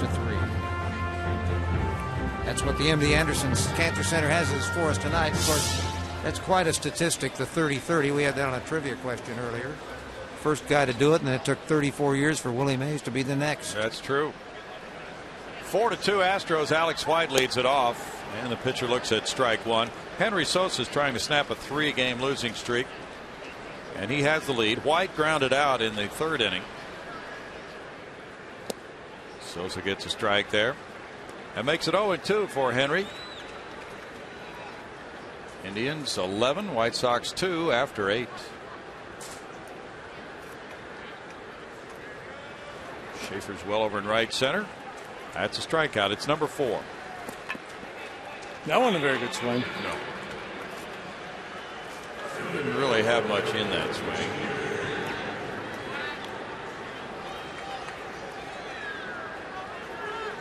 Adam Dunn tonight, JD, 0 for 3. He's hitting 165. What a rough year. Horrible year. I think he's going to have the lowest batting average of anybody who's had 400 at bats in a season, unless something dramatic happens here in the last week. Young has a single and a walk. There's ball one. Just hard to imagine that a hitter as good as Adam Dunn could hit 165 for that many at bats. 2 hopper. Altuve over to first.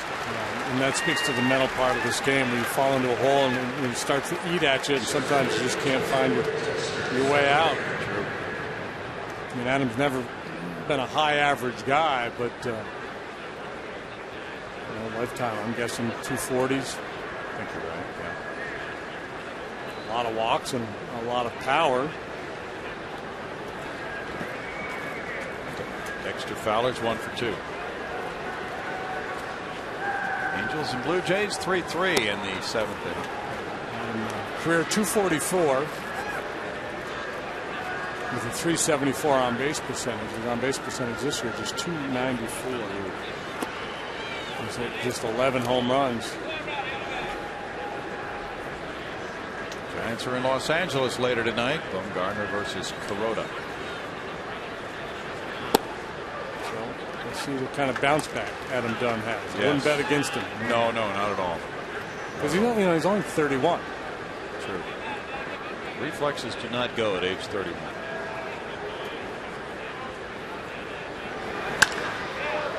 Out toward the gap in left center field.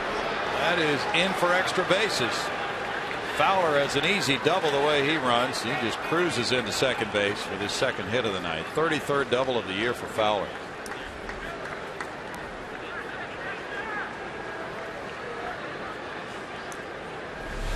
And number 7 for the Rockies. Looks like he's figured something out. It's been a very big second half for him. The ball doesn't stop it. It's a triple. It would have been at Coors Field. That's why he's been able to. I mean, his speed, obviously, but in that big ballpark, it yields a lot of triples. And it takes a while for it to get to the wall. It's what, Sure does. 390 to left field there. Yeah. Long bolt. Jordan Pacheco is struck out, and he's grounded out to third. Strike for Sosa. So Sosa needing to go 5 to qualify for the win. He's thrown 78 pitches. 50 have been strikes.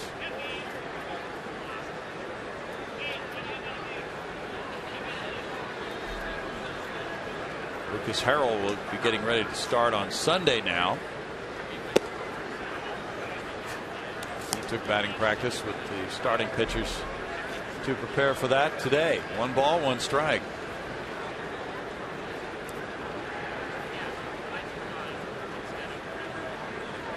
Minnesota got a run in the 9th and beat Seattle 3-2.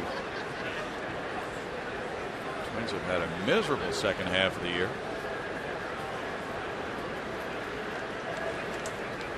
They're 60 and 95 now.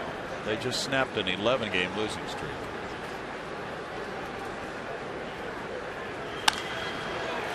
Paredes comes up with it and throws across to Lee. No runs, a hit, and a man left. Middle of the 5th inning, 4-2 Astros.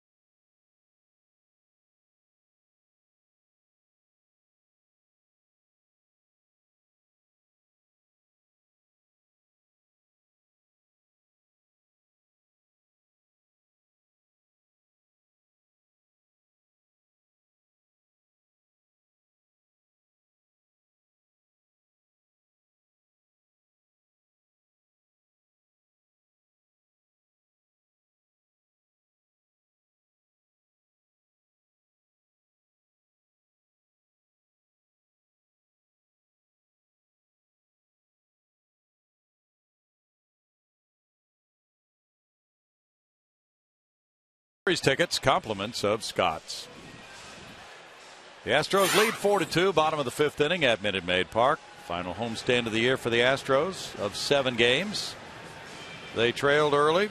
Rockies got a run in the second. Houston tied it in the bottom half, and it was 2-1 Rockies with a 3rd inning tally, and the Astros got 3 in the 3rd on a Carlos Lee bases loaded double. Now the top of the order here in the home 5th inning. Jordan Schaefer is 0 for 2.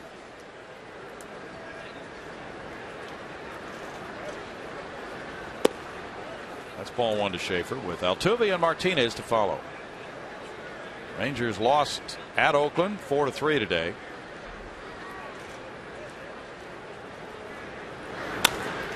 They've been playing pretty good baseball lately and created a little wiggle room for themselves in the American League West. Had a 5-game lead over the Angels coming into play tonight.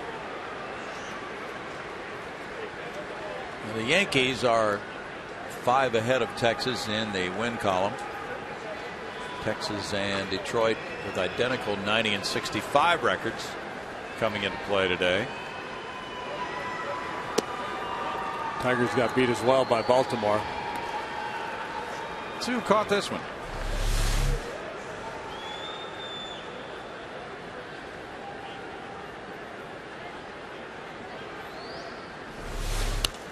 Didn't see it? No. Must have been a hat catch. Must have been a hat catch. Schaefer with a 2-2 count.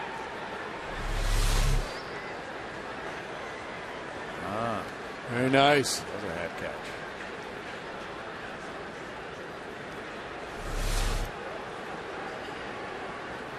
Colby Lewis started today for Texas. Mike Adams was the loser. Rangers getting ready for putting together their playoff rotation. C.J. Wilson would have to be the lead dog in that one, wouldn't he? I think so. I don't know. I haven't paid attention to them lately, but I think he's kind of their guy. Brad Mills didn't think much of his club's offensive approach yesterday. A little tap to third base. Kuzmanov barehanding throws. Didn't come close to getting him, and it's an infield hit for Schaefer. Kuzmanov had to come a long way and then barehand and throw on the run. Schaefer's aboard with a single. Beat it on the ground and run like crazy. Not a bad game plan for a guy like Jordan Schaefer. And despite Kuzmanov's best efforts, he's got himself a knock.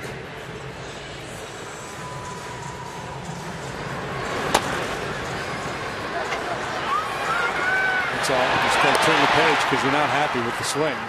But I can make something out of this. Yeah. Hit number 5 for the Astros. Schaefer has 20 steals in 24 attempts. Jose Altuve grounded out. Then he was hit by a pitch and came around to score.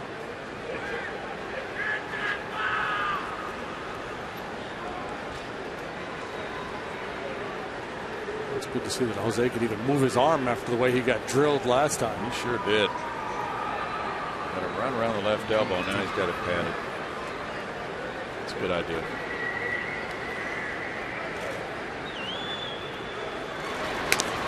Goes over on Schaefer. The Astros are 5th in the National League with 114 steals this year. Two of the Marlins have put Leo Nunez on the restricted list. No. Yeah, he'd been playing under an assumed name, so he's not really Leo Nunez, and he went home to the Dominican Republic. You're a kid. Yeah. And they didn't unearth that before now? Well, apparently they've been aware of it for a few months. Well, then they need to be fined severely. They were aware of it and didn't bring it to the attention of Major League Baseball. His real name, according to one source, is Juan Carlos Oviedo, and he's 29. Okay. As opposed to, I believe, the 28-year-old Leo Nunez. He only shaved off 1 year. I'm going to go for 3 or 4. He must have shaved it off a long time ago. And then it came to light and he just didn't know what to do, so he just went home.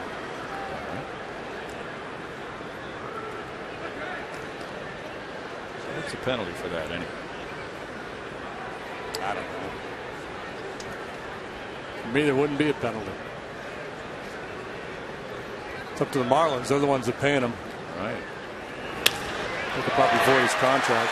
Poked out to right field. A single for Altuve. Just took it out in that direction with a pretty solid shortened swing. Runners at first and second. Well, Martinez with nobody out.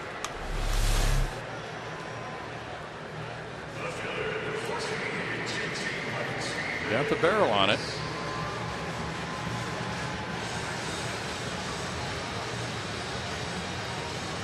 Well, there's a little retribution for one of the guys that got drilled, and now J.D. Martinez also got hit last time up, so now he gets his turn. J.D. had struck out of the first inning before being hit by that third inning pitch. We got a note on Bud Norris, who left his last start with discomfort in his right shoulder. He was examined this evening at Minute Maid Park by Dr. David Lintner. Norris was diagnosed with right biceps tendonitis, which is not considered serious. No MRI has been scheduled. He left in the third inning with those numbers Tuesday in a loss to the Reds.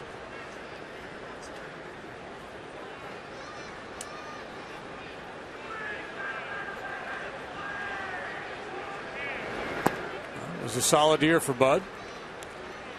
Ended up with a losing record, but it was a very difficult year to win games as a starting pitcher. Absolutely. And Bud 6-11 with a 3.77 ERA. Worked 186 innings, struck out 176.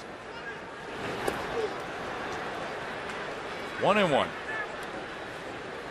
that's something he can build upon.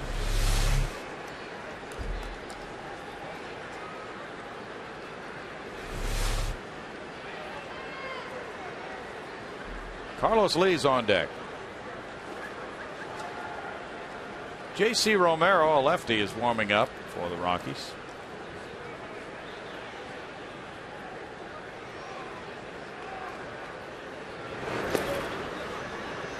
It's 2 balls and a strike with Rosario sliding out to stop that one.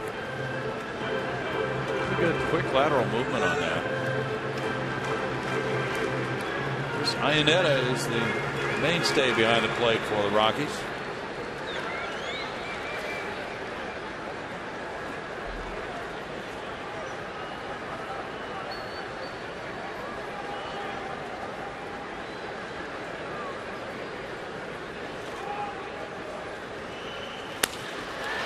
Line to Tulowitzki, throws to second off balance, no double play. The ball really scorched by Martinez, but Tulowitzki snagged it. One out. And Tulowitzki, tall, rangy shortstop, covers a lot of ground out there. This ball really smacked with a good quick reaction. Tulowitzki snares the line drive. And a turnaround, and that was an awkward throwing position. He gave his best shot. Moving back away from the base. Textbook base running there by Jordan Schaefer. How many times you hear it? Freeze on a line drive. True. Find the ball, read it. Carlos Lee grounded out, then he ripped a 3-run triple up Towles Hill to the deepest part of this ballpark. That's strike one. It's fun listening to Jimmy Wynn talk about his longest home runs today at lunch. He hit one at Crosley Field up on the freeway.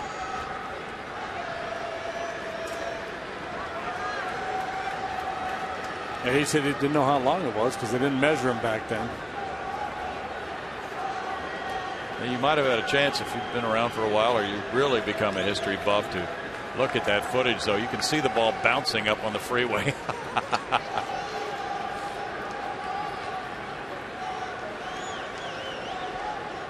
Jimmy grew up right around old Crosley Field and used to visit with players like Frank Robinson and Veda Pinson as they drove through his neighborhood on the way to the ballpark. In the dirt, it kicks away, and Schaefer takes off and gets to third. Altuve holding on at first. Good quick decision by Schaefer. Yep, and I love that aggressiveness on the bases to get to third base with 1 out, especially. But again, you don't want to be caught by surprise by a ball in the dirt. You want to anticipate, and that's exactly what Jordan did.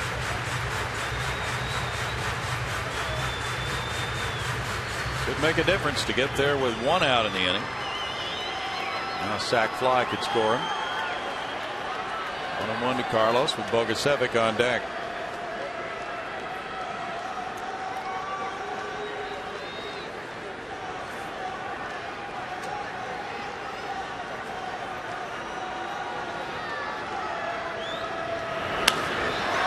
Up the right field line, it's slicing and going foul.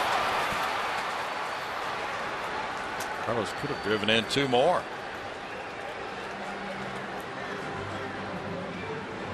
One ball, 2 strikes.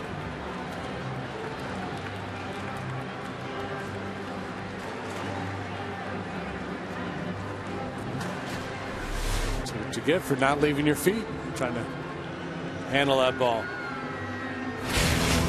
This was hours ago in the 3rd inning when Carlos Lee drove a ball all the way up to the top of Taos Hill to clear the bases. Look out.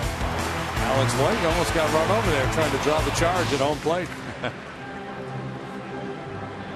Now it's a 1 ball, 2 strike count on El Caballo. Just reading that story you told us about Leo Nunez. He's not being paid while he's on the restricted list.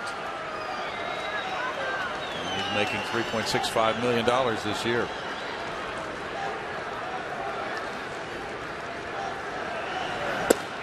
In tight, 2-2. Well, some feel that the Marlins might make a splash next year, spend some money, sign some big name free agents if they can coax them to come to Miami in the little Havana section of downtown. And they get the brand new stadium going. It'll be somewhat similar to this one. Was that intended, that pun? The Marlins making a splash? Didn't even recognize it, no. Well, that's the thing. So do you try to make a splash, or do you figure we're going to get a honeymoon in our new ballpark, so we'll make a splash the following year? That's another good thought. Very good thought.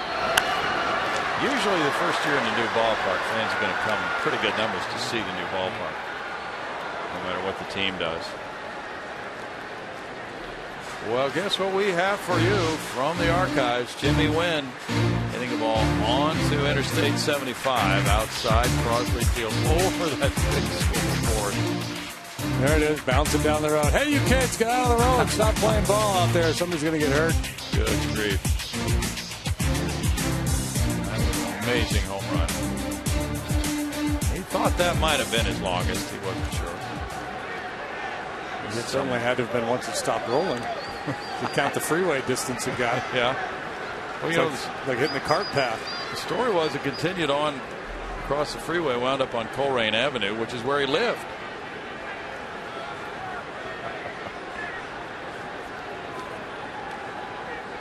That's amazing. Wouldn't it be fun if he went up the front step and the ball was there that he hit?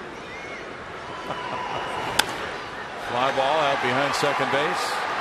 Fowler in with a runner tagging. Schaefer will come to the plate. And the ball hits the mound and he scores. Head first dive and Schaefer gets in on the sac fly by Lee. And Altuve moves to second. 4th RBI for Lee thanks to Schaefer. Yeah, boy, you don't expect to get one on a fly ball that shallow, but with a speed guy on third. It's a nice RBI to pick up for Carlos. Be worth a double high five for Jordan Schaefer.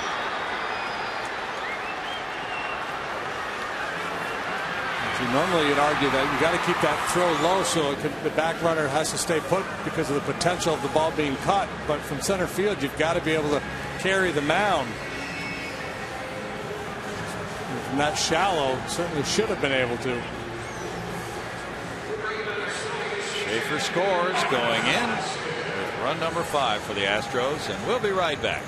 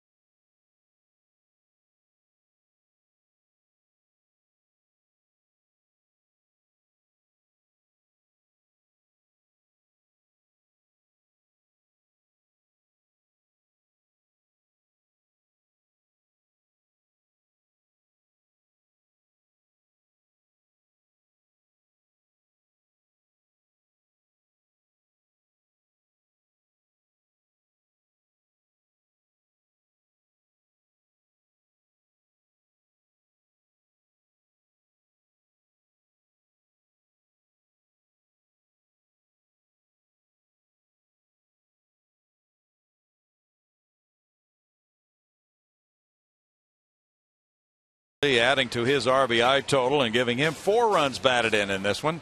And the Astros have Jose Altuve at second. 2 outs now in the 5th inning, and the relief corps comes in. J.C. Romero has bounced around this year. He is 1-0 with a 3.75 ERA. He bounced around in his career after originally coming up with Minnesota Twins. Spent a good while there. He was an Angel, a Red Sox, and then a nice run with the Phillies. And he worked a little bit with them this year. Also the Yankees in the minor leagues, the Rockies. It's fastball, slider, changeup for Romero.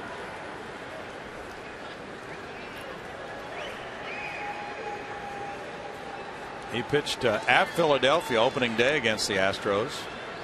Gave up a Brett Wallace hit and a run. And then in Colorado, in a 9-5 win, he was tagged by a pinch hit 3-run homer by Matt Downs. Now facing Bogusevic. This one gets by Rosario, and that means Altuve's on third base. Could have been a cross up there.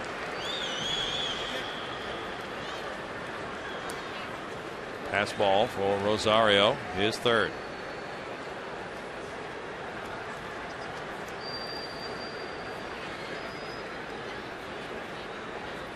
Jimmy Paredes is on deck with the count 1-0 to Bogusevic. Bryant has not had a chance to hit against very many left-handers this season.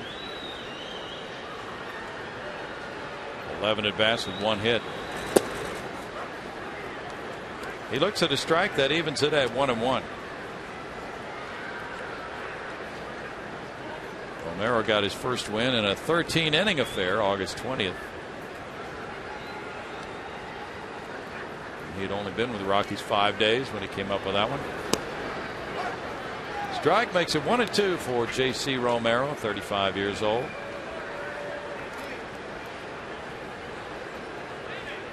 He's from Puerto Rico. He went to the University of Mobile in Alabama.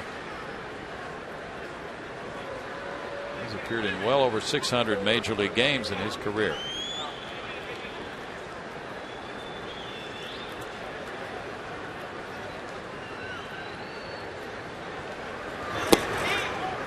It's 2-2.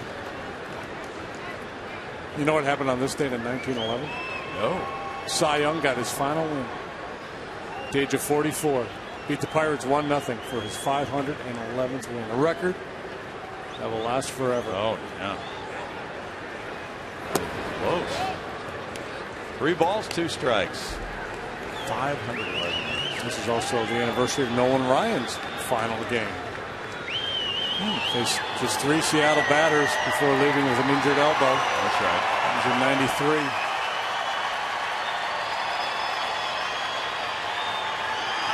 The Astros were concerned about that elbow back in '87.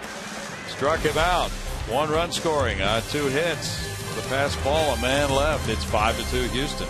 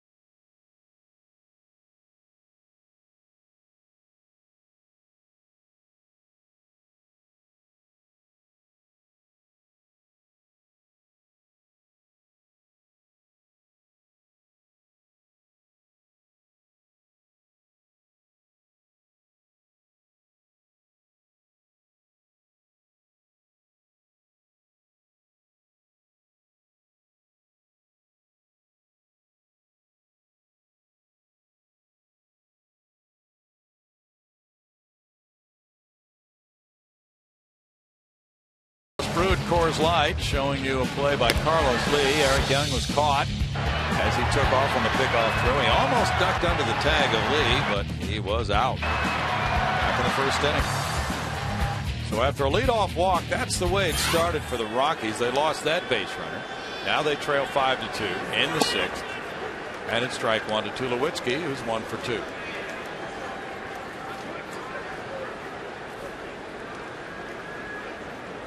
Troy's a .313 career hitter against the Astros. Sosa has thrown 81 pitches. 52 have been strikes.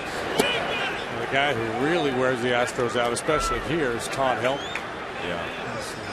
373 lifetime at Minute Maid Park or something like that. He probably will not play anymore this year from what we're hearing. 1 ball, 2 strikes. Carlos Gonzalez may not play anymore from what we're hearing. Let's see. Todd Helton, 373. You got it. 118 at bats, 44 hits, 8 homers, 22 runs batted in. Loves this place.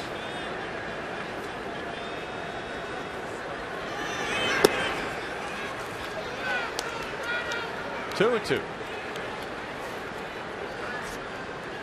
What other records do you think? You're talking about Cy Young, 511 games.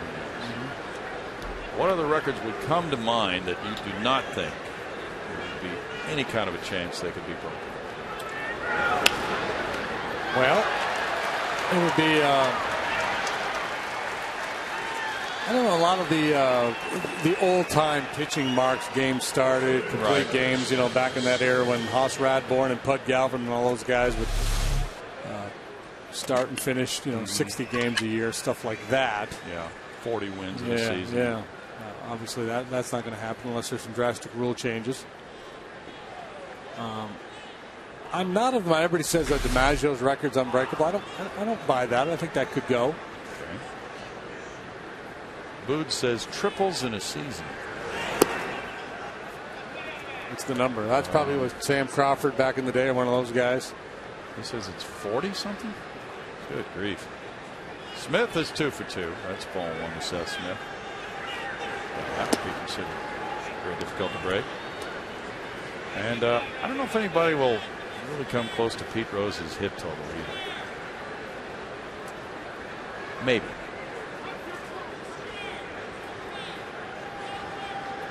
How about Nolan Ryan's strikeout total? Well, you know, it's I mean, I think it's possible only in that this is an era, at least the way the game's being played now, where there's a lot of strikeouts. True. So, but the thing is, somebody's going to have to come along at a very tender age, and the way people treat pitchers and think about pitching is going to have to change. It's going to have to revert. And to that extent, what Nolan's doing in Texas, asking more of his pitchers, ultimately could lead to somebody breaking his record down the road. I mean, if I'm a betting man, I say that one's going to last a good long while and maybe never be broken. But you know, the way the game changes, it seems to move in cycles. And yeah. Popped up, and Paredes is underneath. But, yeah, unless there's a seismic shift in the way pitchers are handled, nobody's going to get that one.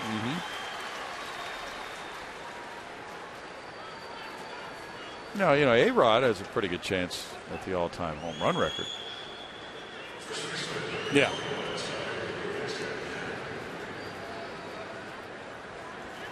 Ty Wigginton has struck out twice in this game, in the second and in the fourth. Rockies have more hits than the Astros, 7-6. Well, I'll tell you what's ironic. With testing now, Bonds' home run record, his single-season home run record, is probably out of reach.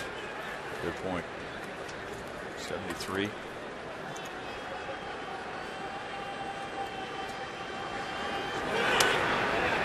Pop back, and it's no balls, 2 strikes.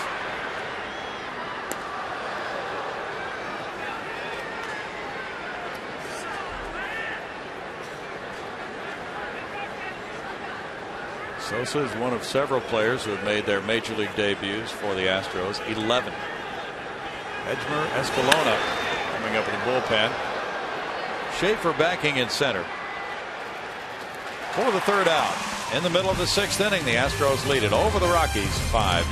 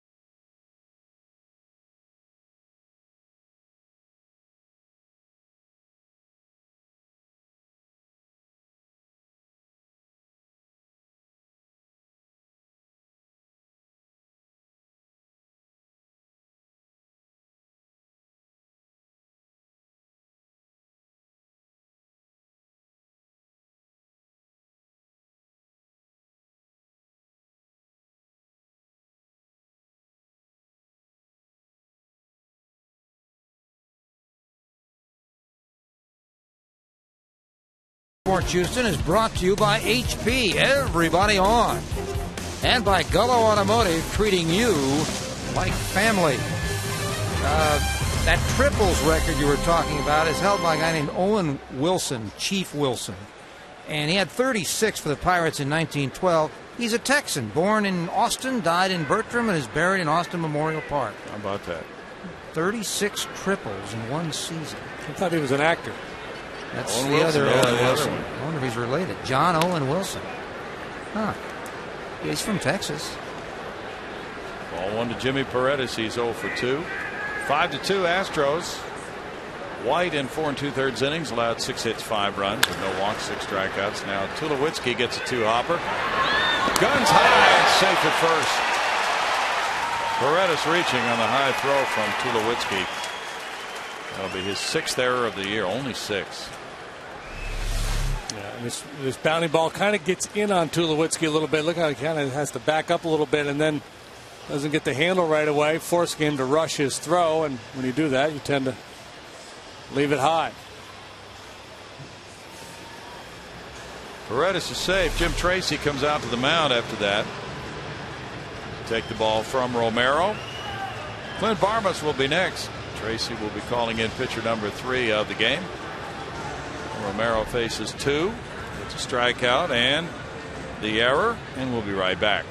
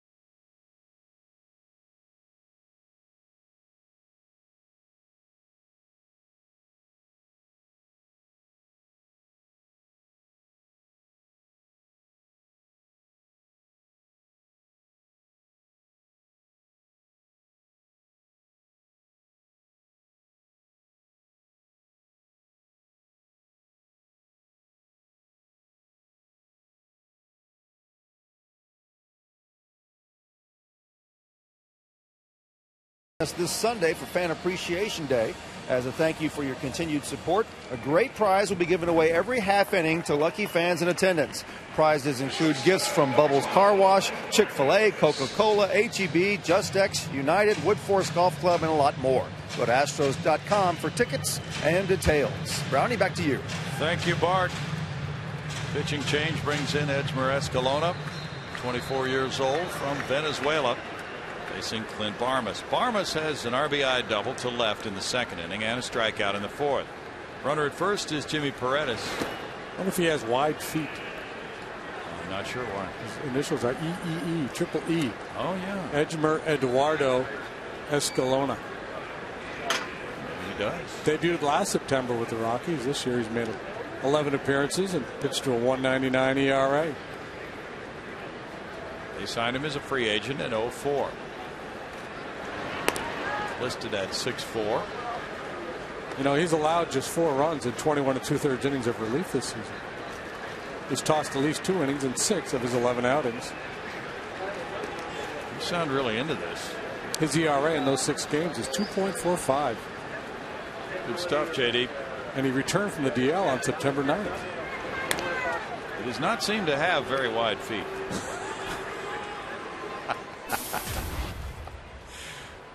One ball, no strikes. It's good when you have a name like Edmer, because when you start to type it into the search bar, boom, it comes up in a hurry. There he is. Not a whole lot of Edmers out there. Not many.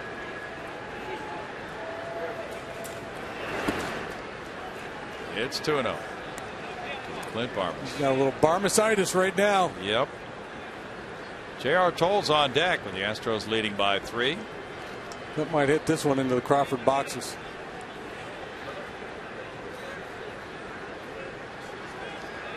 Angels and Blue Jays are tied 3-3 in the 10th. 2-1. Clint has ordered a shipment of Craig Biggio bats.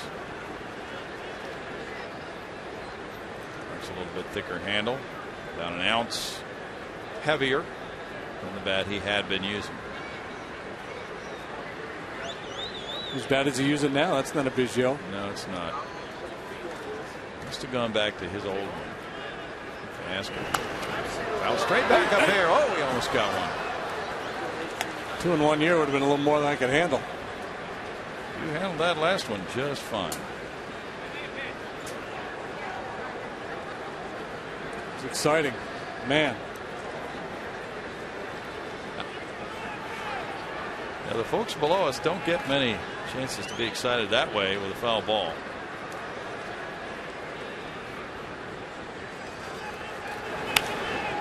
Come back again. Still 2 balls, 2 strikes. The last 7 Astros games have been decided by 2 runs or less. So here's Henry Sosa again, having pitched 6 innings, allowed just a couple of runs. And kind of like last time out, you wouldn't argue that he was particularly sharp, but at the end of the day, he's getting it done. Right. And that certainly counts for something. This is his 9th major league start. Talking with Brad Mills about spring training next year. And you know, the Astros had something like 6 split squad games this year. A lot of baseball. He would like for there not to be that many next year. Runner going. Foul back. In one sense, it's great because you get to look at more players, but he said that the staff is stretched so thin. You know, he can only watch 1 game a day, and you know, the coaches are going all over the place for 2 games, so it doesn't necessarily always serve the best purpose.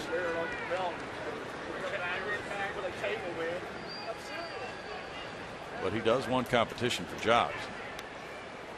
Still possible to have that, and the number of games scheduled. Take a look at a lot of people. Popped up.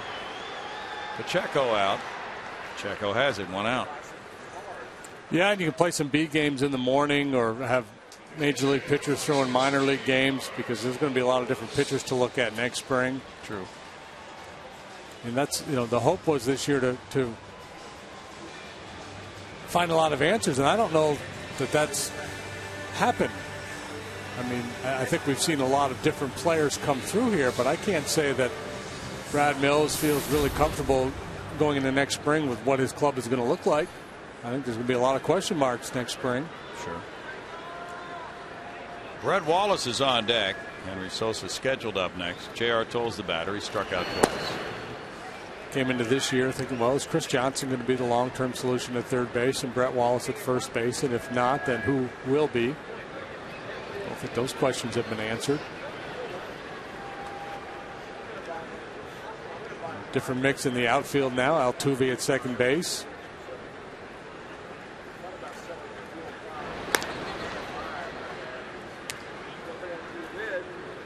Yeah, with Altuve coming up and J.D. Martinez for the entire month of August, it's a lot better read on them for the Astros than if they were just September call-ups. It's very difficult to make judgments on September. And yeah, and we've had a good long look at those guys, and at times it played very well, but I'm still not sure if I'm Brad Mills. I'm convinced they're the guys to have those jobs on an everyday basis next year. 0-2 with Wilton Lopez warming up.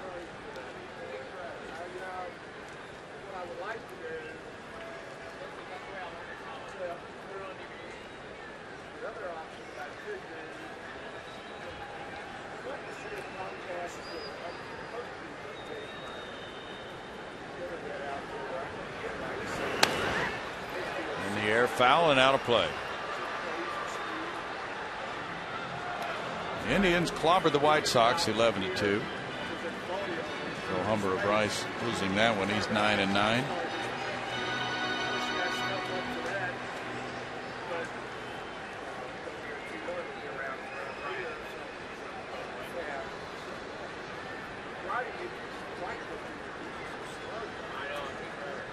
Washington 6, the Phillies 1. Roy Oswalt the loser. He's 8-10 now. Fly ball outside the right field line. And a sliding try by Seth Smith. Still 0-2. Brad Peacock, the winner for Washington, is 2-0 with a 0.75 ERA in September. Michael Morse hit his 28th home run for the Nationals. They're only 3 under 500. And they are in third place in the NL East, ahead of the Mets. Florida in last.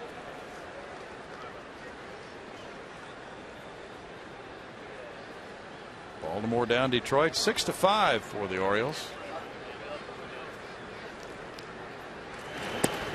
Toles swings and misses. Now a delay and the throw. Did it get him? Yes. Pacheco went high and then put the tag down on Paredes. So it's a 2-4 caught stealing on the strikeout by Toles for the double play. That ends the 6th inning, and the Astros have the lead 5-2.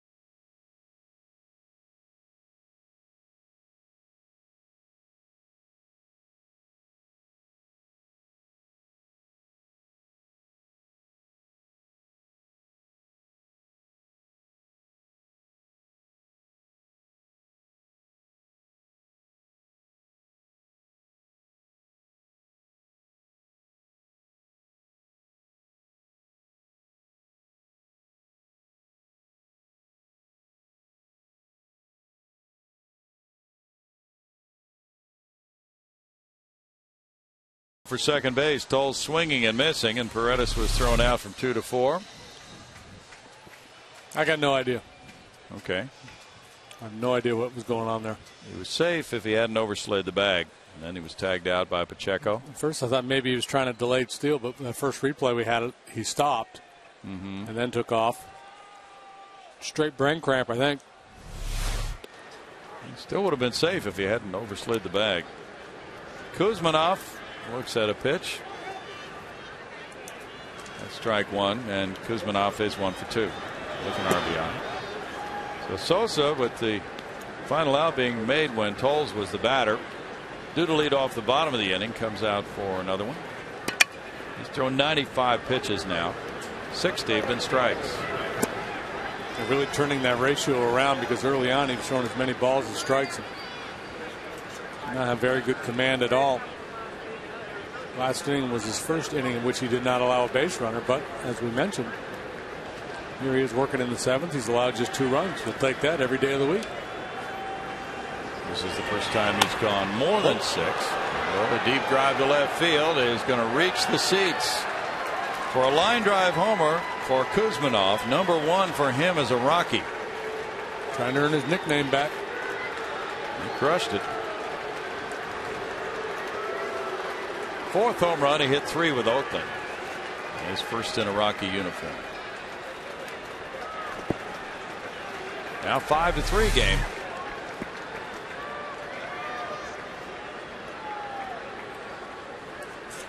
Slider just drifted right into his swing.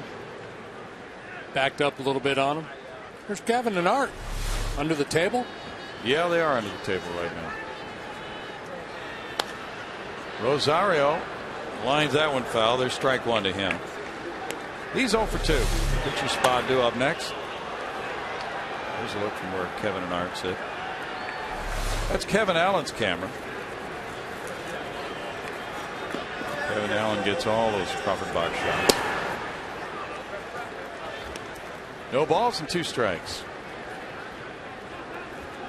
Giants got a run in the first at Los Angeles for Ross Bumgarner off of Roki Kuroda. Tommy Field is getting loose for the Rockies in the on deck circle. 1-2. Getting ready to pinch hit for the pitcher, Escalona.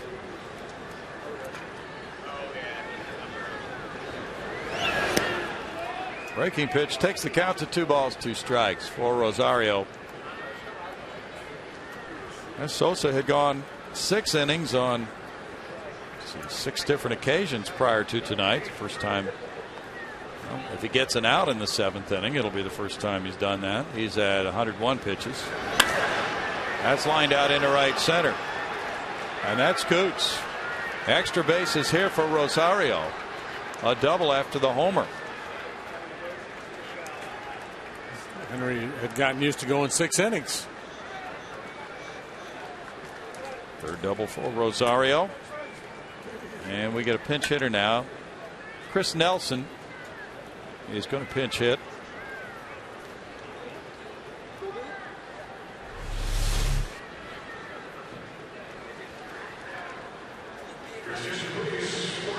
So the ball jumps off that kid's bat pretty well.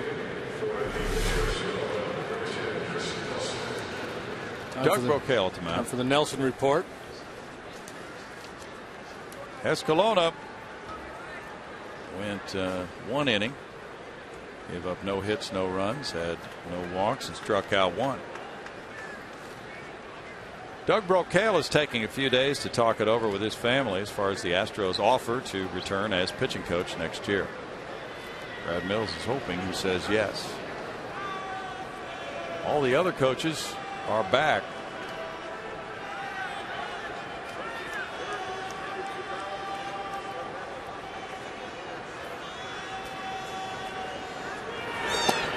Nelson was strike 1. Nelson's hit safely in 7 of his 11 games since his September recall. 249 for the year, 3 homers. He's driven in 14. He was at Colorado Springs, hitting .329 there in 73 games, driving in 65. Matt Reynolds is warming up along with Josh Renick. It's 1-1.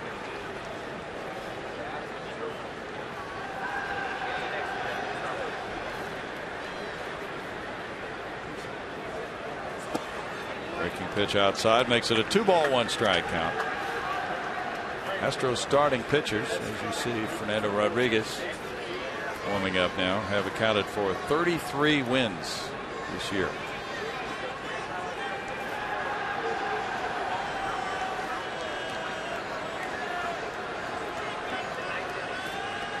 Rodriguez has 11 of those. Sosa takes the out at first after looking to run her back. 1 out. Rosario headed back for second, so Sosa got Nelson, and now it's Young coming up.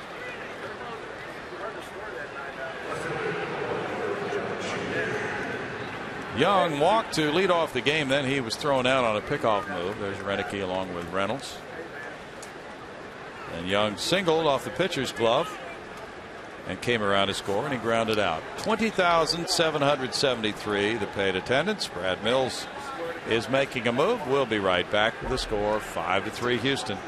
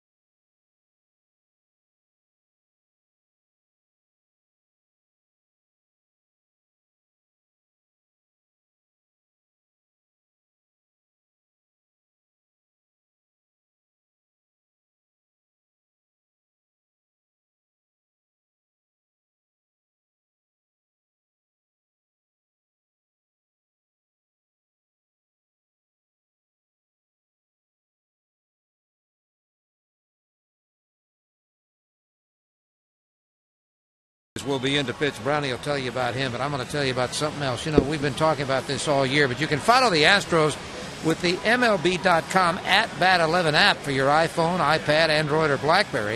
You can get live audio, pitch-by-pitch tracking, video highlights, and more. This doesn't matter where you live. Text @BAT to 31826 or visit Astros.com for details. Brownie? Thanks, Greg. Now, as the Rockies have hit a homer here with Kuzminoff in the 7th inning, they have a double from Rosario with 1 out. It's a double switch with Chris Johnson coming off the bench, playing third base and batting 9th, so he'll be leading off the bottom of the 7th inning. Jimmy Paredes coming out of the game after going 0 for 3. In his number 6 spot in the order, it's Fernando Rodriguez, who's 2 and 3 with a 2.74. Well, Fernando's been pretty darn reliable this year. And Mills feels pretty comfortable when he hands the ball to Fernando. 91 to 94 roughly with the heater. Good curveball.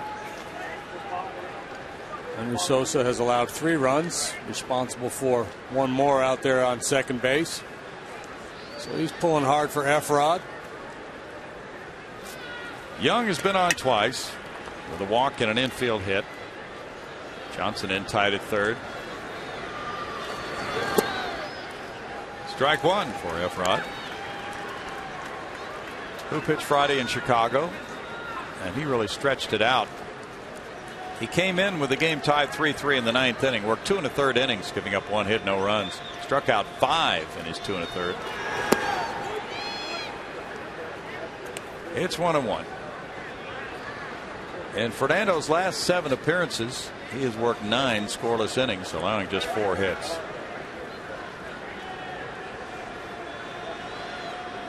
Walking 2 and fanning 11.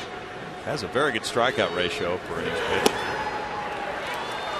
Curveball working with the fastball in concert with each other. 1 ball, 2 strikes.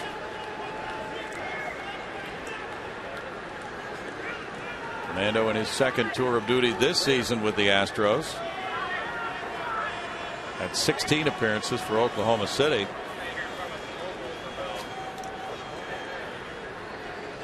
And then 43 more, so this is his 60th appearance of the season overall. Majors and minors combined. Pretty busy year for Fernando. 1-2. Dialing it up to 93 there with the fastball. Doesn't really sink the ball. He's more of a 4-seam guy, which is fairly typical with his delivery and that curveball. That's a pattern you see a lot. 4-seam fastballs that a guy can climb the ladder with in the strike zone, and then the over-the-top curve.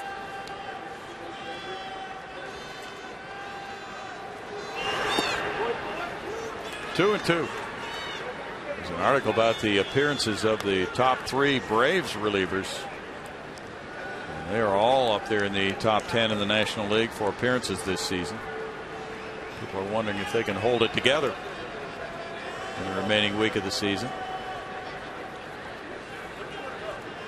Johnny Venters leads the league with 82. Craig Kimbrell has 77. Eric O'Flaherty 75 appearances. Over shortstop into left field. That's a single, and the Rockies have something working here. Young with a hit. Runners at first and third and 1 out for Fowler. Yeah, this breaking ball just hangs there. Fernando didn't finish that one like he did the previous breaking ball. And just punched a little base hit to left field. Young, a switch hitter. And only hitting 228 from the left side coming into play tonight. Fowler also a switch hitter. And he's a 271 hitter, left-handed, 259 right. Fowler has 2 hits tonight in 3 at-bats. That's 10 hits for the Rockies, 6 for the Astros, each club with an error. And Pacheco's on deck.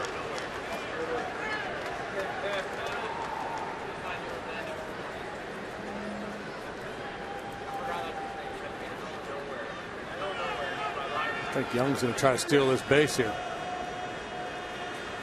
Well, that would put the tying run in scoring position if he can get it.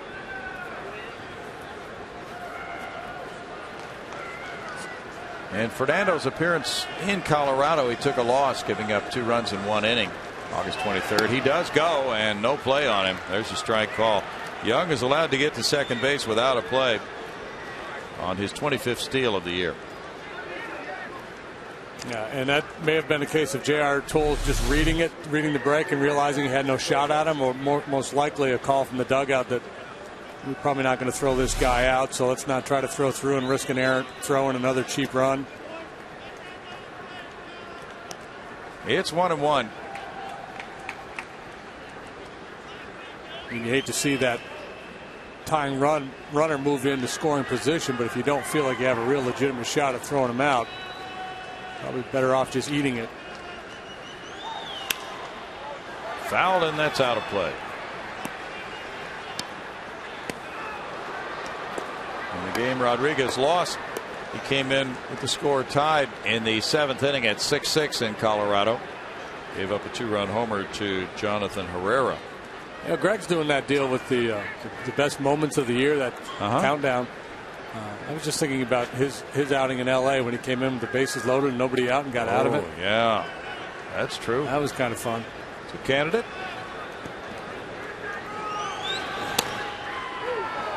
Fire in the hole. Ugly finder. That might get an honorable mention on Greg's list. Is that like Craigslist? Somewhat. Yeah, it should have.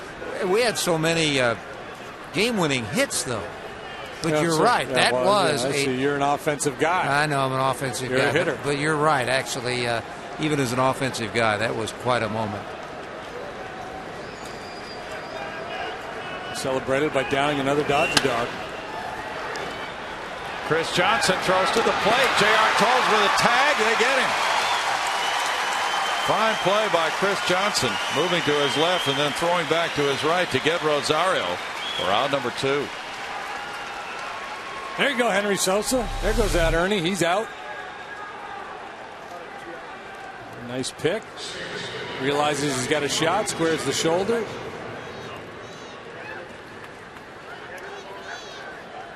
Not all that close at home plate. No. Rosario tagged out by Toles. 2 outs now. Runners at first and second for Pacheco, who's 0 for 3. Tulowitzki's on deck.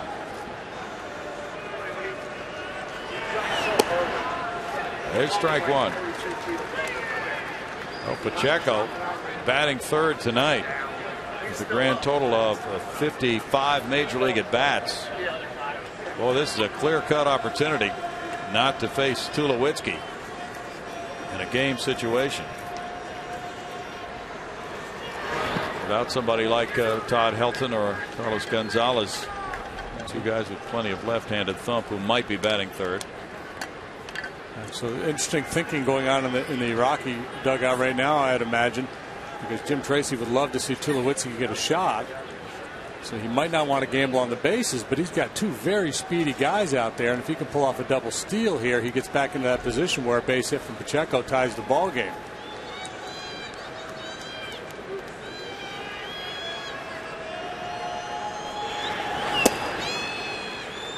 It's 2-1.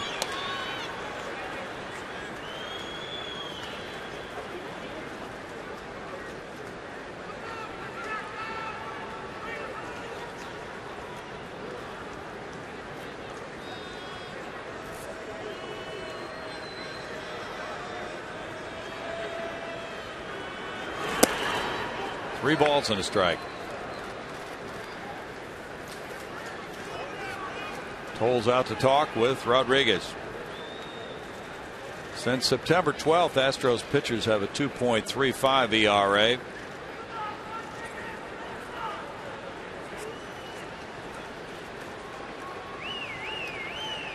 Doug Brocail hoping Rodriguez can get out of this. Wesley Wright's warming up. Probably for Seth Smith.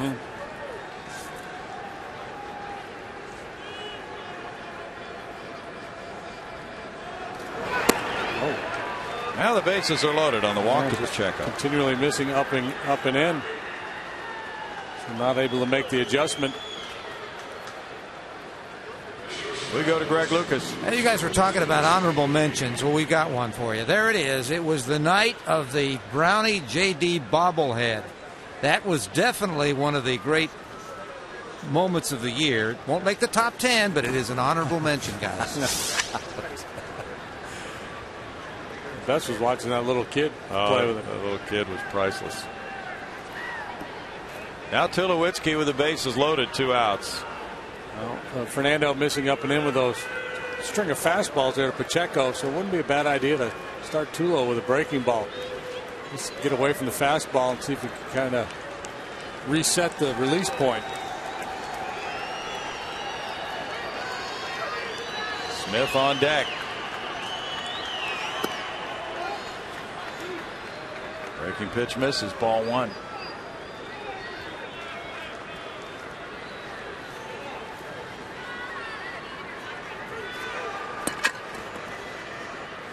Young, Fowler, and Pacheco, the base runners.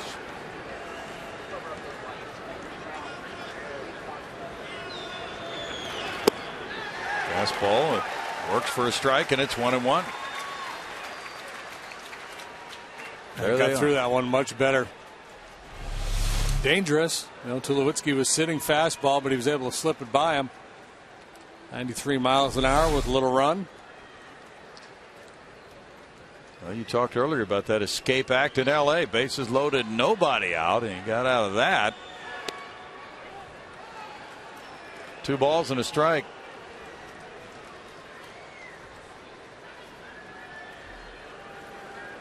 Some guys just like pressure, like to operate under pressure. This is no fun. I got nobody on base. You might walk a guy, hit a guy, and then go from there.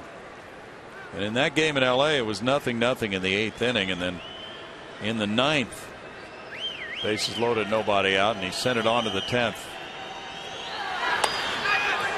High to left field. Martinez back with room there on the track for the 3rd out. So he pushes it to the edge.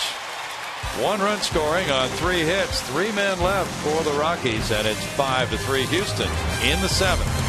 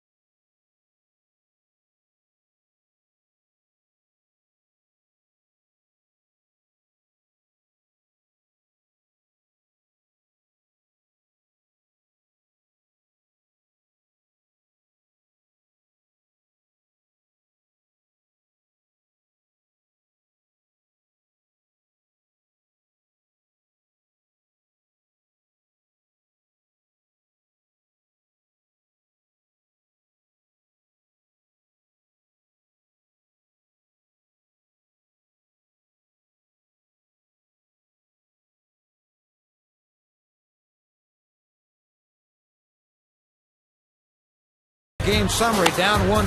Barmes with a double brings home Bogusevic to tie the score at 1-1. The Rockies are going to get a tie-breaking run, but it ain't going to last long. That was in the top of the 3rd, bottom of the 3rd. Carlos Lee with a double that unloaded the bases.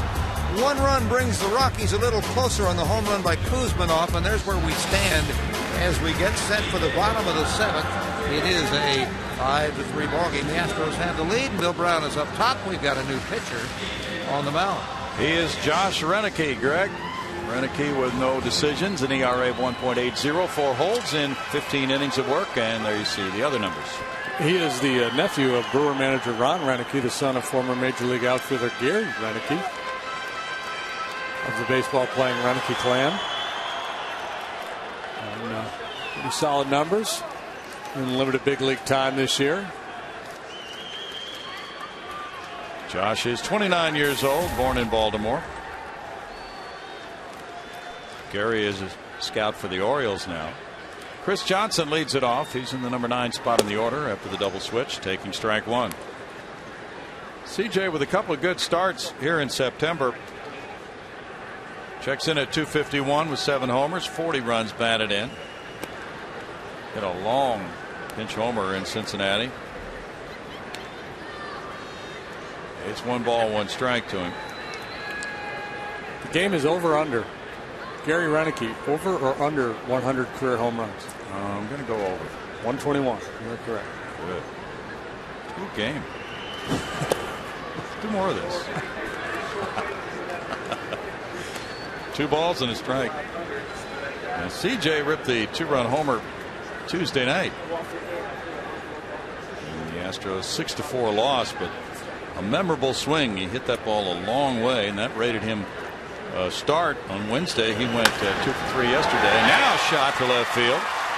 Well, he's put together some nice at bats here the last few days.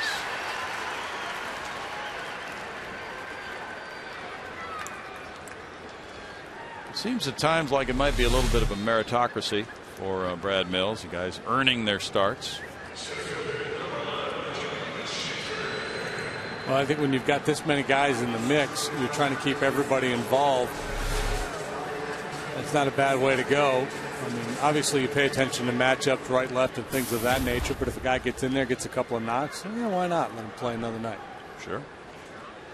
See if you can build on that. That was hit number 7 for the Astros. Jordan Schaefer has one of those. An infield hit in the 5th. He wound up scoring a run. Jordan has scored 44 runs this year. Seeing that goes back to the conversation we were having earlier about next spring and what it's going to look like, because again, I just think there's so many of these jobs are just wide open. Right.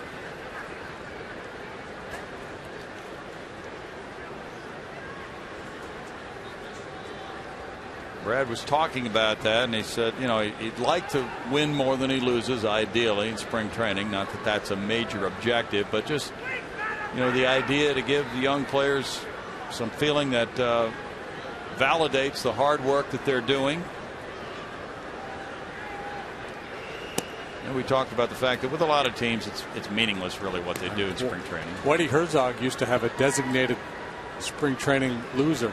Did he? Yeah, if he hated tie games in spring training, and if he got into a tie game in the last inning, he'd send a pitcher out there that he felt pretty confident would give up a run. It's like, time to go home. Don't need any more of this. We're just getting ready to play. You can just see it now. The guy pitches a scoreless inning, and the manager's screaming at him. What's wrong with you? It's not why you are here. You're here to decide this game. Got to know your role in baseball. Stay within yourself and give it up. Your job is to get us on that bus. Chicken to be eaten and fish to be caught. 2 balls, 1 strike. Holes to be played. A lot of folks would buy into that theory in spring training. Guy could make himself everybody's favorite pitcher, actually. Skip, I'll take one for the team. I'll be your guy.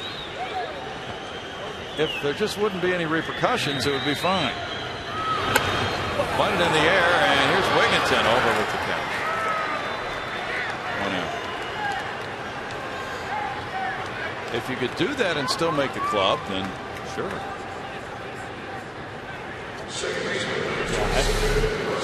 sure Whitey never identified the pitcher and let him know that was his reason for being there. What if you brought a guy into camp? You know, a guy had been out of the game for a couple of years. He had no illusions about making the team. That was his role. Yeah. Get some meal money. He spends a month spring training.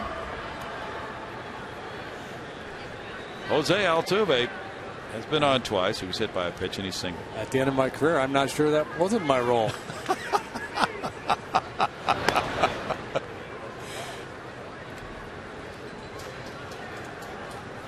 This game gets a grip on you. I still have dreams. I'm one of my 51. I've been out of the game for years. I still have dreams that I'm on a ball club.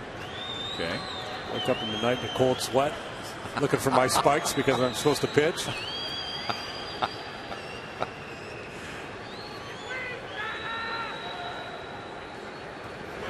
That's why I think that Field of Dreams movie was so good. I have this other dream that I'm on this club. I've been on this club for years and years and years, but nobody really knows it. I never get used, but I'm there.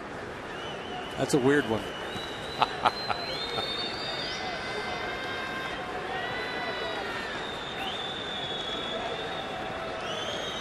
That's why I like the League of Their Own so much. Yeah. That movie. I think that movie really spoke to the passion that the players have towards the game. And obviously a different twist.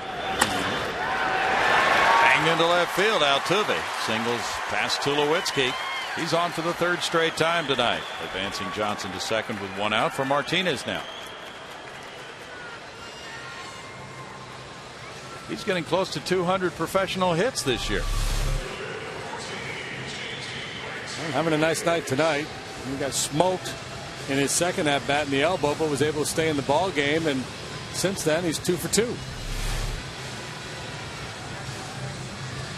That's 193 professional hits for Altuve and 559 professional at bats. Matt Reynolds is warming up.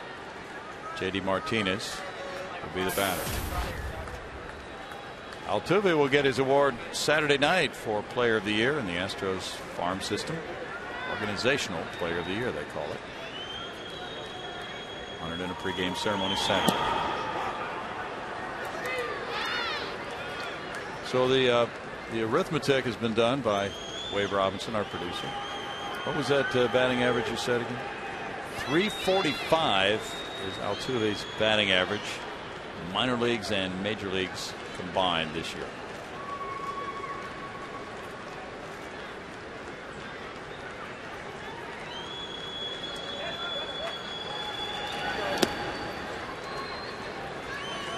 And I think that becomes the question. What does he have to hit at the big league level to justify being an everyday player? He's not going to hit a lot of home runs. He's not going to draw a lot of walks. So his offense is going to be all about his batting average. Well, let's see. His on base average was 283 when this game started. See, and that's probably not good enough. I mean, it's good enough if that's your best option, if that's all you got. But I mean, I'm just saying, if you're trying to project him as an everyday big leaguer going forward, and hopefully someday on a good team, and that's not to say he can't improve in that regard. He may learn to work a few more walks. 3-1. Whoa, ball gets by. This guy's having a hard time back there tonight. Sure is. Rosario couldn't stop that one, and the runners move up. Second and third now with one out.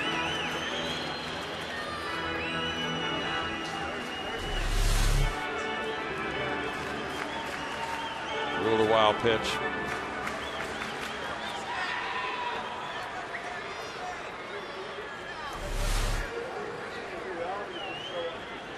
And you can check out the spray chart there and see what he's dealing with. Infield moves in. So did that fastball. Yeah, it sure did. 3-2. That was in on his hands by the time it arrived. Carlos Lee's on deck. 10 hits for the Rockies, 8 for the Astros. Each club has one error tonight. Grounded. Tulowitzki backhands, checks the runners, throws, and good play. 2 outs. Carlos Lee bats. He's driven in 4 tonight in this 5-3 game. 3 with a double in the third and a sac fly in the fifth, thanks to Kevin Schaefer's good and speedy base running, scoring on that sac fly. Bogusevic is on deck. They'll put Lee on and work to Bogusevic with the bases loaded. So those folks, those Caballitos, will not be able to see Lee drive in more runs here in the 7th inning.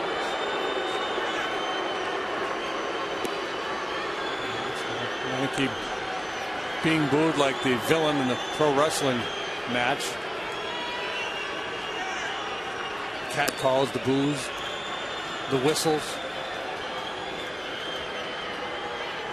And Bogusevic probably will have to deal with a lefty warming up in the pen. And Matt Reynolds has been warming up. And Brad Mills will say, all right, here comes Matt Downs. And Tracy wants Matt Reynolds. And we'll be right back. The Astros up 5-3 in the 7th.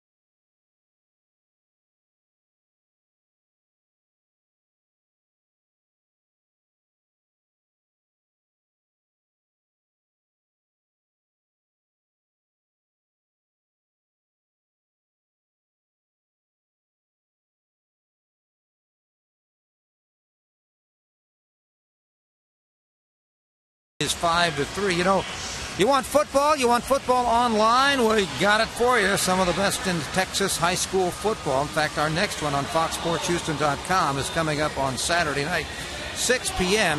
at Toscasita will take on the Woodlands. You can join us all season long, though, too, as Fox Sports Houston is your home for high school football.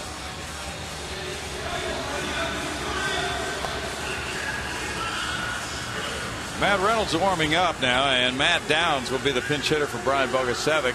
Matt Reynolds is 0-2, his ERA 4.28. So instead of facing the lefty hitting Bogusevic, it's going to be the Astros' powerful hitting pinch hitter, Matt Downs, who had a home run in Colorado. Yeah, so this kind of works well for Brad Mills as he gets an at bat for Downs off a left-hander here with a chance to blow this game wide open.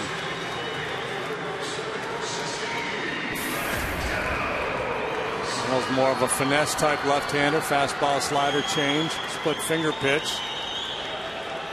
Not a real hard thrower.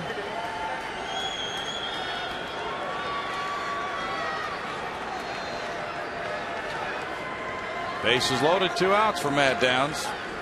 He has been very effective against right-handed hitters. Strike 1 to Downs.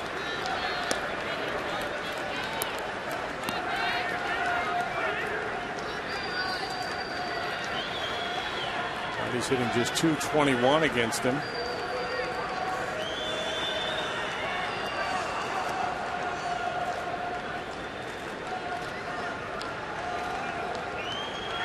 Downs hit a pinch 3-run homer in Colorado August 22nd. It's a strike there. 0-2 to Matt.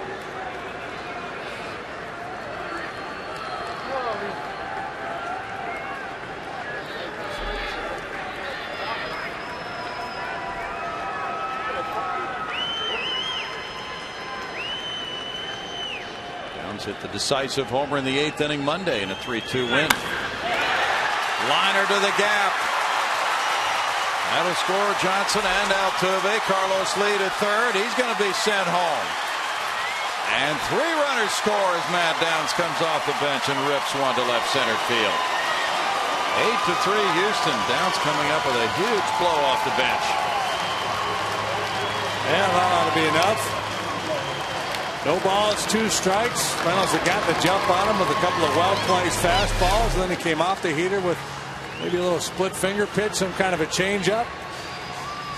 Stayed up just enough for Downs to hammer it into the alley in left center. Then tries to cut it off by leaving his feet, was not able to do it. And that allowed Carlos to chug all the way around to score. 3 more runs batted in for Downs, giving him 15. Well, he's 15 for 42 as a pinch hitter. 17th double.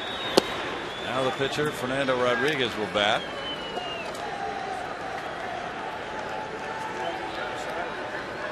First major league plate appearance for Fernando Rodriguez. Don't get cheated then.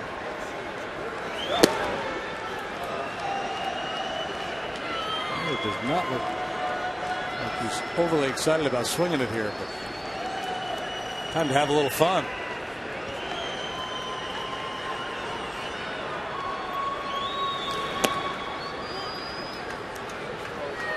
Two balls and a strike. Got Myers' helmet on. Got no batting gloves.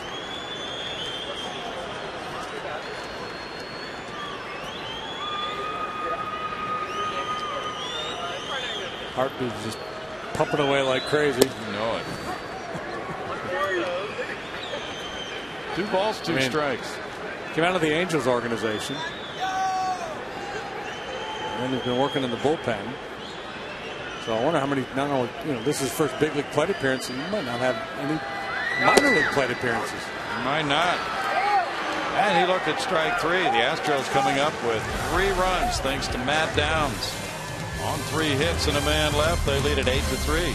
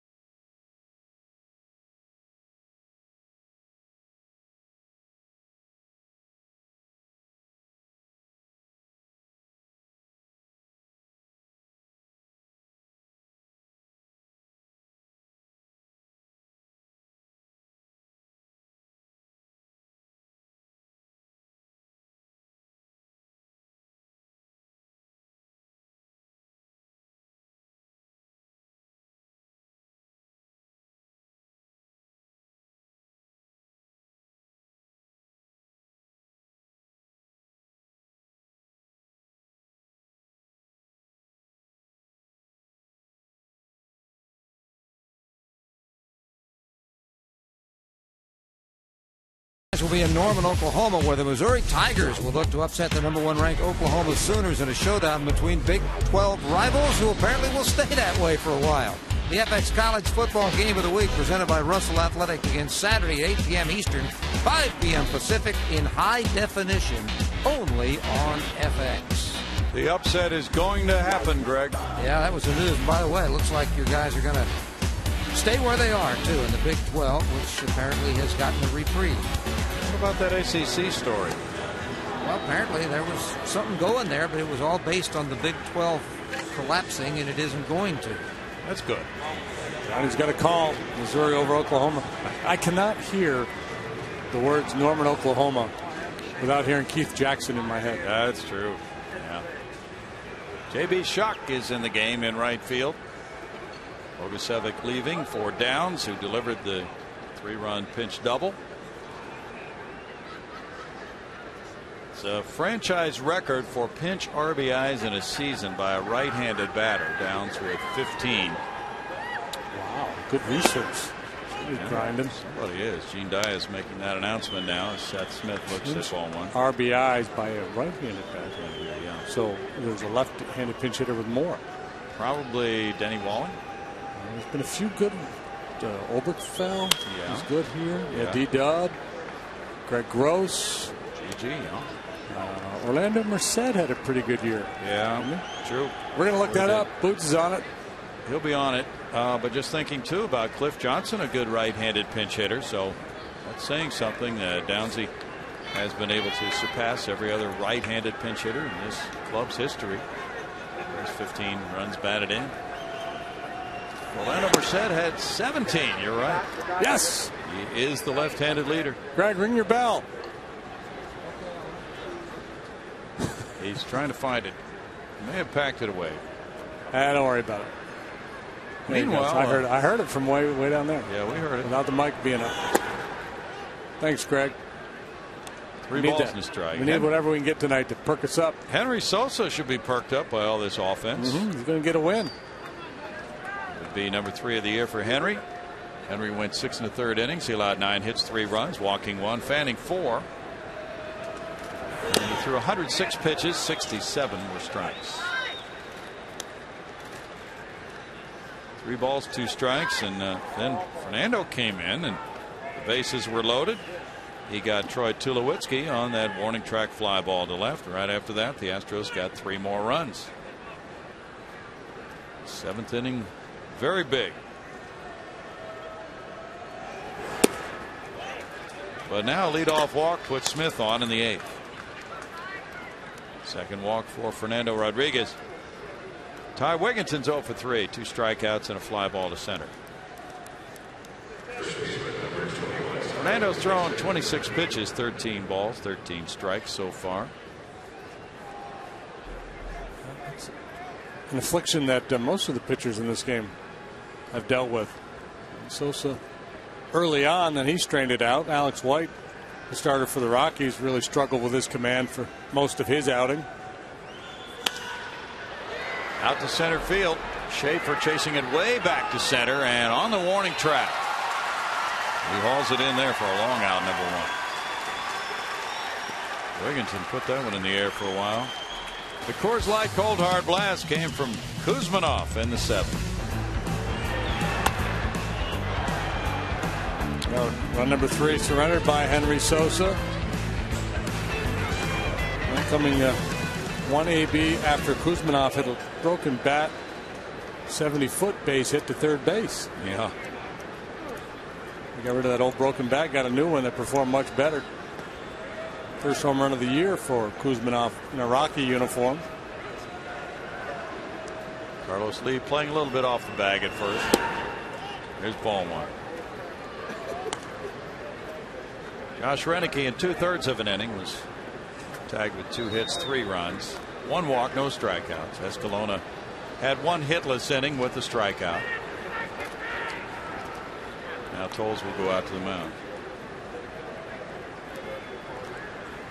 Well, we see Drew Pomeranz tomorrow night, the young lefty, against Brett Myers.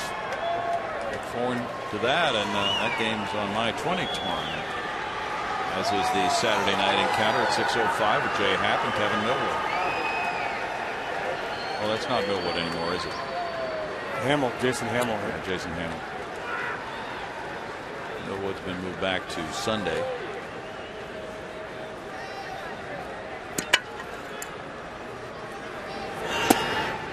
Inside, 2 balls, no strikes to Kuzmanov. They're in the top of the 4th in Los Angeles. The Dodgers lead the Giants 3-1. Carlos Beltran hit his 21st for San Francisco. Juan Rivera, number 11 for LA. Beltran's been hot lately. Yeah, he really has. So have the Giants. Scoring a fair number of runs. 9 out of their last 10 they've won. They still have a glimmer of hope. 3.5 behind Atlanta in the wild card. So pick up a half a game tonight if they can beat the Dodgers. Strike there makes it 2-2 to Kuzma. Not sure who's next on the Braves schedule. Tampa Bay blasted the Yankees 15-8. Matt Moore the winner. Bartolo Colon lost it. Upton, Damon, and Zobrist went deep for the Rays. It's 3-2.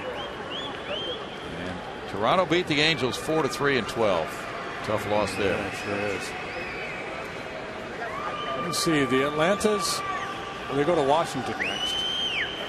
4-3 starting tomorrow night, and then they finish with the Phillies at home. That's into left field. Kuzmanov gets his third straight hit. Runners at first and second, one out for Rosario now.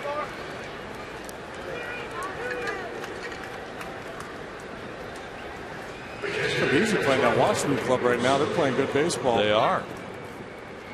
Have some good young pitchers, and in fact, Strasburg is supposed to start here in another day or two. Well, I think it's Sunday, so that would be against the Braves, right? Right now, as I'm looking at this website, I see Hudson Strasburg tomorrow night in Washington. Okay. That's tomorrow. Beachy Wang Saturday, Minor Detweiler Sunday.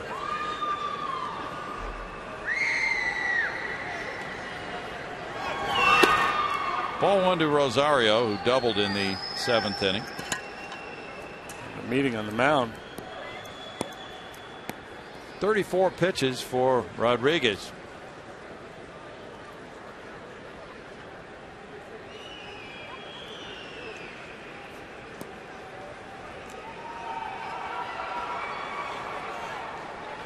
$20,773 the announced paid attendance tonight. The Rockies drew almost 3 million for their home season. Fantastic year for attendance in Colorado. That's whacked to left field. That might reach the seats easily. 3-run shot. And now it's 8-6. Rosario hitting number 3 of the year. You mentioned it last time when he hit that double, how the ball really seems to jump off his bat. Had good home run totals down in the minor leagues this year. Just 22 years of age, one of their top prospects. You just saw pretty good reason why.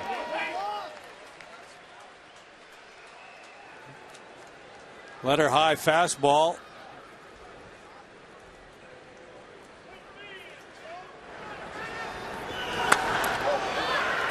Little hop too. Little hop going down the line for the rookie. Okay. The Rockies come storming back with a 3-run homer. Now they pinch hit with Mark Ellis. Might have earned him a bow tie back in the day. It's going to be Tommy Field instead of Ellis, and now Brad Mills comes out. Lead back to 2 at 8-6. We'll be right back.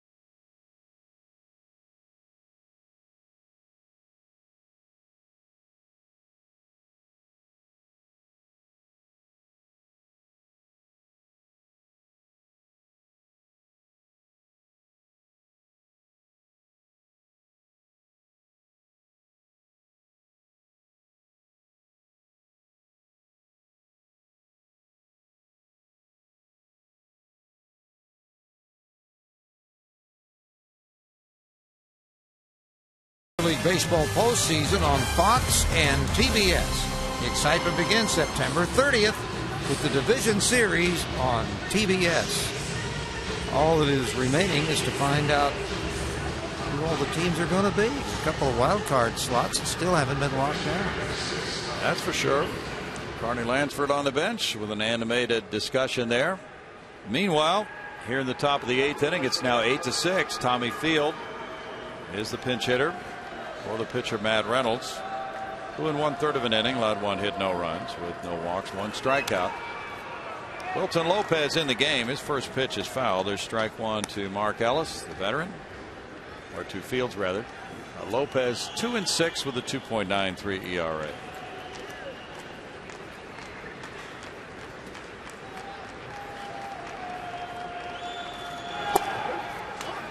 Slider works for a strike there, and he's in front 0-2 with 1 out here in the inning. Field made his major league debut against Cincinnati 11 days ago. 214 with no homers, no runs batted in for Field. Rolls over on that one, grounds it to Chris Johnson. Oh, 2 down. CJ having a nice night. It's coming into the ball game. Lopez here, he worked twice on the road trip. Good one in Chicago, and then 2/3 of an inning, allowed 3 hits and a run, a home run in Cincinnati a couple of days ago. Brandon Phillips hit that. Phillips, that's right. That was a big one to center field. Eric Young has a couple of hits and a walk tonight. 12 hits for the Rockies, 9 for the Astros, each club with 1 error. Lopez delivers ball 1. Fernando Rodriguez in 1 inning allowed 3 hits, 3 runs, walking 2 with no strikeouts. CJ in tight at 3rd. It's 1-1 to Eric Young. That's the way it looks on the infield.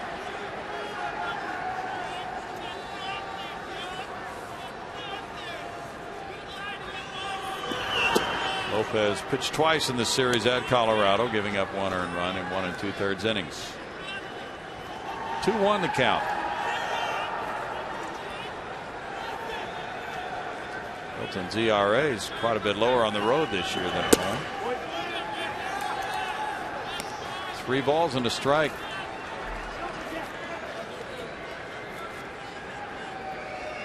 His numbers across the board this year to last year, very similar. Proven himself to be one pretty dependable late inning reliever. 68 appearances last year. Tonight he makes his 71st appearance. Last year worked 67 innings, 68 so far this year. One difference was he only walked 5 guys last year. This year he's walked 17. Into left field. Young gets his 3rd hit of the game. 13 hits for the Rockies. Dexter Fowler has a pair of hits, a single and a double in 4 trips.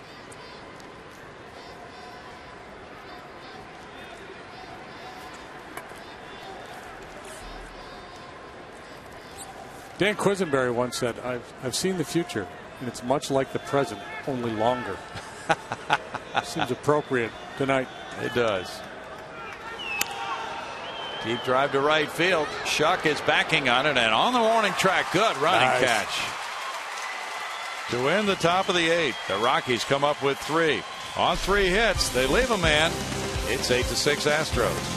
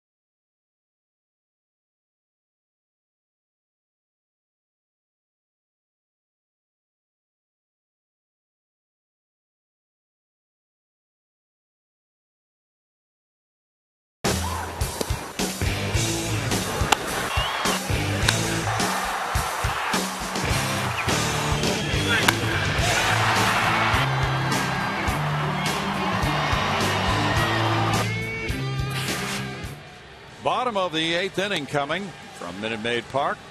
And we have a couple of different faces on the infield, including the new pitcher and a shortstop as well. Field stays in the game. Tommy at shortstop for Troy Tulowitzki after pinch hitting for the pitcher Reynolds. Jim Miller is on the mound.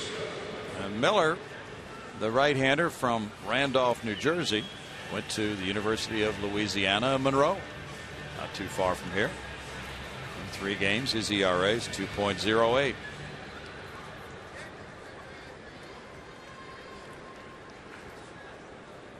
And it's former Rocky Clint Barmas leading it off with the Astros up 8-6. They've been out hit 13-9, each club with 1 error. Ball 1 for Miller. He's pitcher number 6.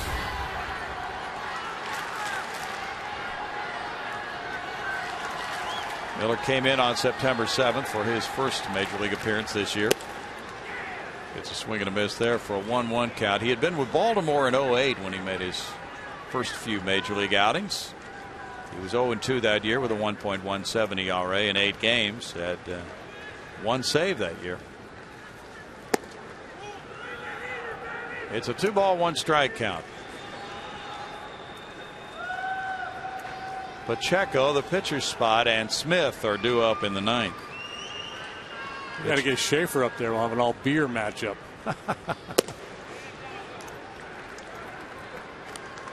3-1. Tommy Field, Austin, Texas.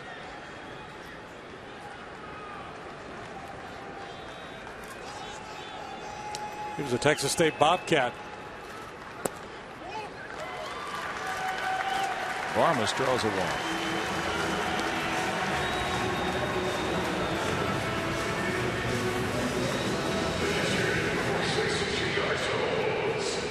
Tommy lives in Hewitt, Texas. Where's that? Don't know. Born in Austin, lives in Hewitt. J.R. Tolles 0 for 3, 3 punch outs. Chris Johnson is in the number 9 spot. He's on deck.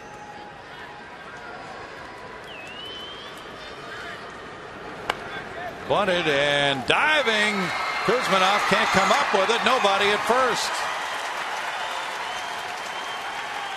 Now first and second, nobody out. Interesting play. And a tough play for everybody involved, including Barmas on first base. He can't afford to go too far and risk being doubled off if the ball's caught. Kuzminoff, if he lays back and plays it on a hop, he's going to get an easy out, but he leaves his feet, can't make that play. The ball rolls away from him. Second baseman is hesitating to break the cover first in case the ball's caught in the air, so he doesn't get there in time, even if there were a play to be made at first base. So a bad bunt turned out to be a great bunt. Yes, it did. Got to be a hit, doesn't it? Got to be a hit. Hewitt is near Waco, we're told. Chris Johnson has 2 men on. He singled to left and scored in the 7th.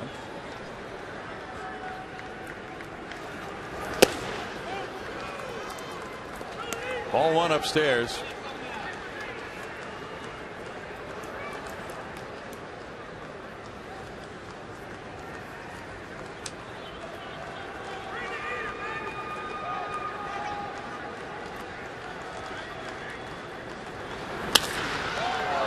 Near the right field line.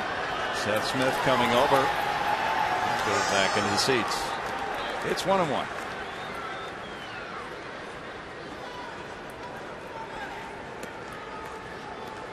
Mark Melanson's warming up for Houston. Mark's about to become a daddy. Is that imminent? Yeah, it's next few days now. Hey, speaking of which, congratulations to Clint Pache. Absolutely. Had a baby last night, or was it this morning? I believe it was this morning. That's what we were hearing. That's why Clint did not make the luncheon. A joyous time in his household. 1-2 the count. What is Clint's title here? Is he a director of promotions? We're going to have to look, but that's what he does. Man who does lots of things for the organization. Yeah.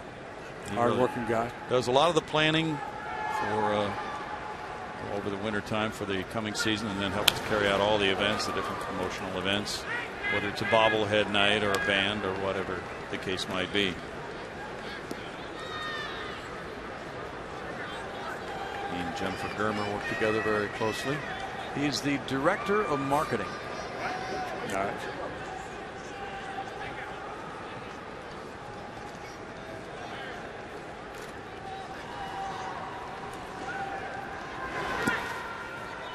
We know there are going to be a lot of bobbleheads next year. Not sure who's going to be featured, but I think the theme being, the 50 years of history would be maybe some of the guys who haven't played for a while. That'd be fun. Some of those guys probably never had bobbleheads. That, if they played long enough ago, they didn't really have those then. So it might be. No, it's kind of a recent phenomenon, the bobblehead, Brownie. I don't think they were giving them away when I played. Don't remember it. Don't remember any from your era. No. What did they give away then? Foam fingers. Foam fingers, that's right. Windshield visors.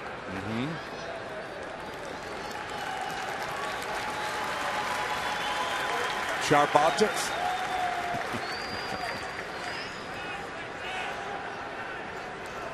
When I remember as a kid, there were like 2 big promotions every year. There was Bat Day and Ball Day, right? Yeah, that was it. 3-2 now. But then the marketing people got clever. All kinds of fun stuff going on. Ski cap night. Not so much here, but in the colder climates, you find that one. Phil Boudreau is looking forward to Bob Bruce bobblehead night. Ken Forsch, Fred Gladding, and Casey Candell. Al Spangler. Yeah. That's ball 4, and the bases are loaded with nobody out.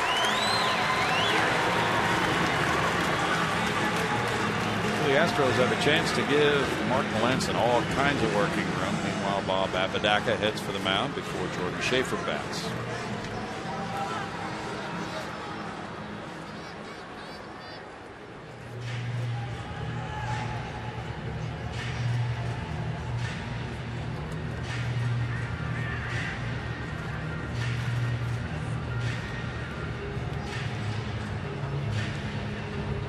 Bases loaded, nobody out. Miller trying to figure it out. Schaefer got the infield hit in the 5th and scored. He's 1 for 4. Altuve's next. Well, here we go. We got our matchup. Miller versus Schaefer. Infielders moving in tight. Field is coming in to join the rest of the group at the edge of the infield there, as you see.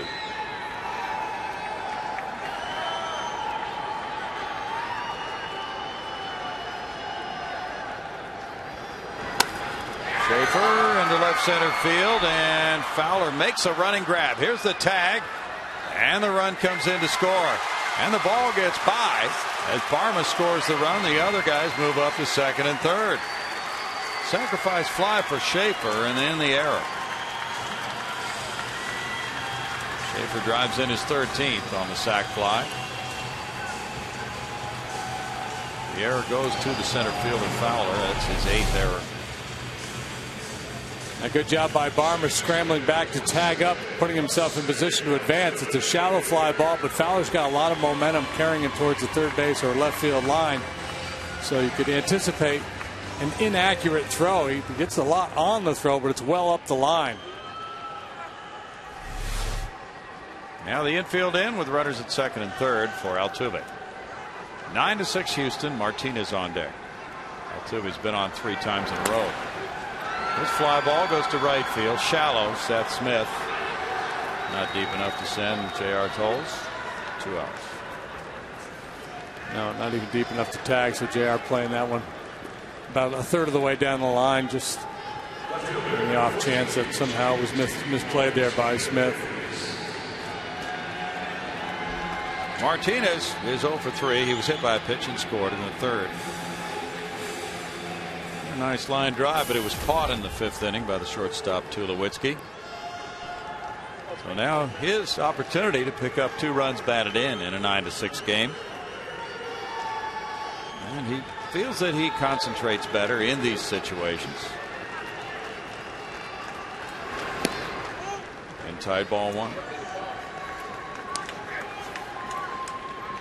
JD has 33 runs batted in. He's had 188 at bats.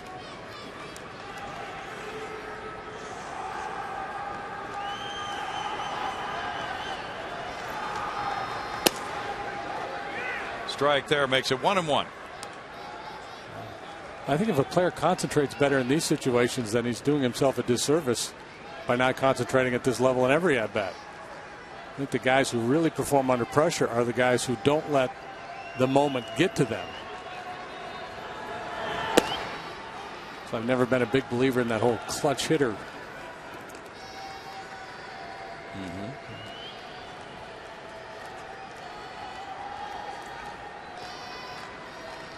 I just don't think it exists.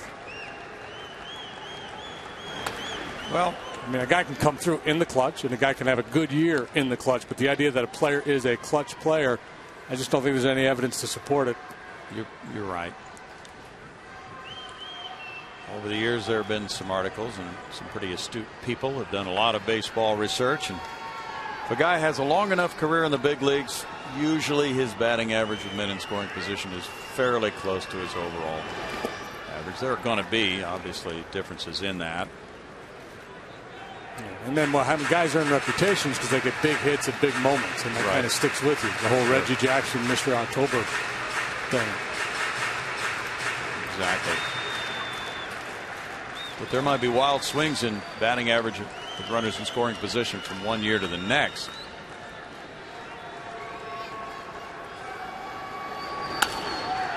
Fly ball, Fowler in left center field waiting for this one to end the Astros' 8th inning. And they add to their lead with a run on one hit with an error and 2 men left. It's 9-6 Houston.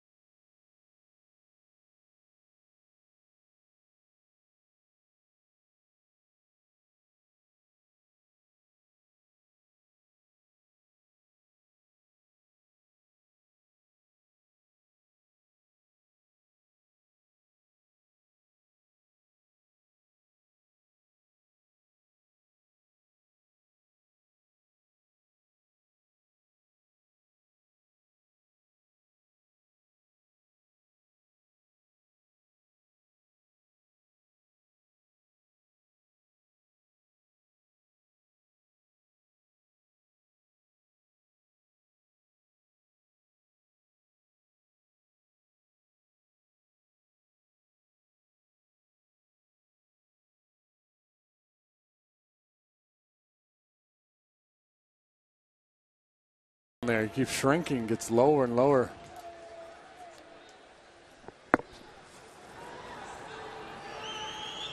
Nine to 6 ball game, Houston leading, and Mark Melancon comes out of the bullpen for the 9th inning. It is a save situation with a 3-run lead and 1 inning to go.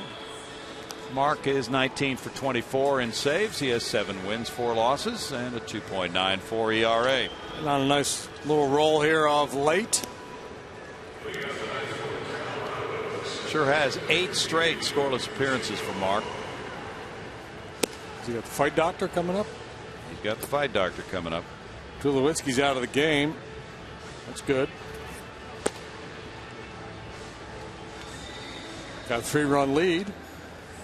Speaking of the fight doctor, both these clubs have had pretty good cut man tonight.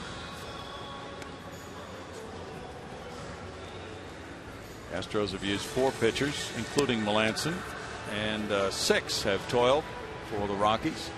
Mark Ellis will be the pinch hitter for the fight doctor. No, he's in the pitcher spot. He's due up second. Stop the fight, Ferdy. It's absurd. So Ellis is on deck. Oh, sorry. Pacheco 0 for 3 with a walk. Pretty good hitter right there in the corner of that Rocky dugout, Carney Lansford. Yeah.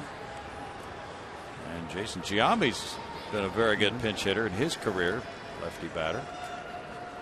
But he would usually be saved for, well, the ability to tie the game, maybe.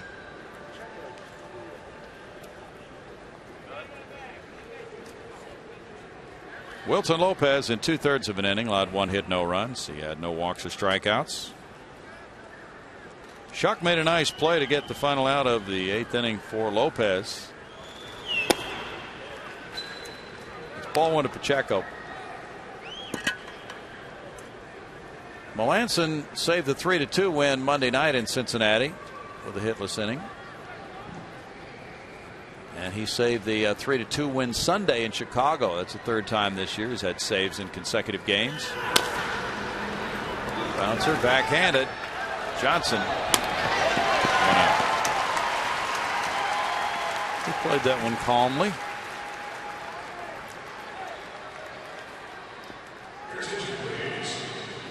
Now Ellis is the pinch hitter. What I like is he comes and gets it. I was having a chat with Bobby Meacham the other day. Bobby Meacham worked with Perry Hill over with the Marlins, I guess it was. Perry Hill and Meach, both very good infield instructors. And Meach was telling me that Perry had a theory, and it's now Meach's as well, that ball hitting the dirt in front of home plate, you always got to come in on that ball. Because if you way back, you're going to get a bad hop. Okay. And that's one of the things they've been working on with the Jimmy Paredes.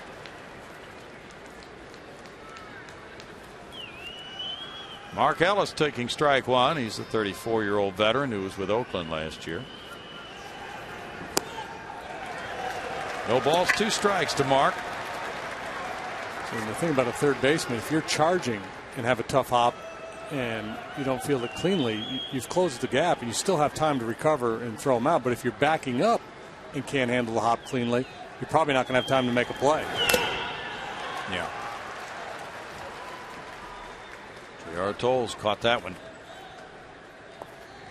No balls, 2 strikes.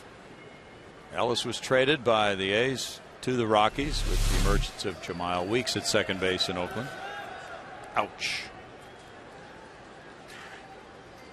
It had been a revolving door at second base for the Rockies until Ellis arrived. Jonathan Herrera, Jose Lopez, Chris Nelson, Eric Young all had played second base. Ellis has helped them to stabilize that position. He's 34. With the A's since 2002 and one of those stable type players.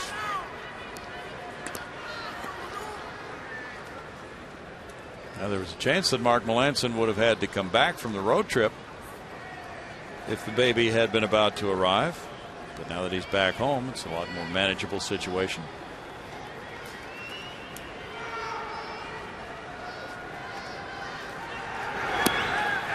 Got him. Good breaking pitch for out number 2. 5 strikeouts for Astros pitchers tonight. Melanson, we talked about that good roll he's been on, and 94-mile-an-hour heater, 91, 92-mile-an-hour cutter, and the curveball too, a swing and miss pitch for him. He's got a real nice assortment and a real good idea of what he's trying to do out there. Shooting for his 20th save, Seth Smith. That ball 1, and in a year in which the Astros will have won 54 games if they win this one. 20 saves is a pretty respectable total. He's gone long periods without save opportunities. Foul ball makes it 1-1. And especially nice too with the burst that he's put together since late August. Not allowing a run for the last 8 appearances. And in his last 5 trips to the mound, he hasn't given up a hit. That covers 5 1/3 innings. He gets a swing there. And it's 1-2. The Rockies trying to avoid their 8th straight loss. The Astros were swept in that 3-game series at Colorado. Now the fans want to see them get started on this homestand with a nice win. They've been out hit 13-10.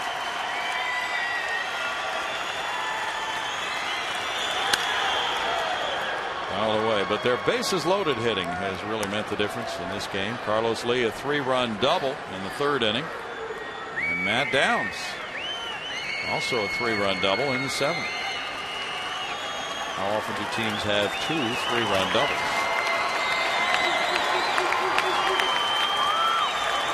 We won't check.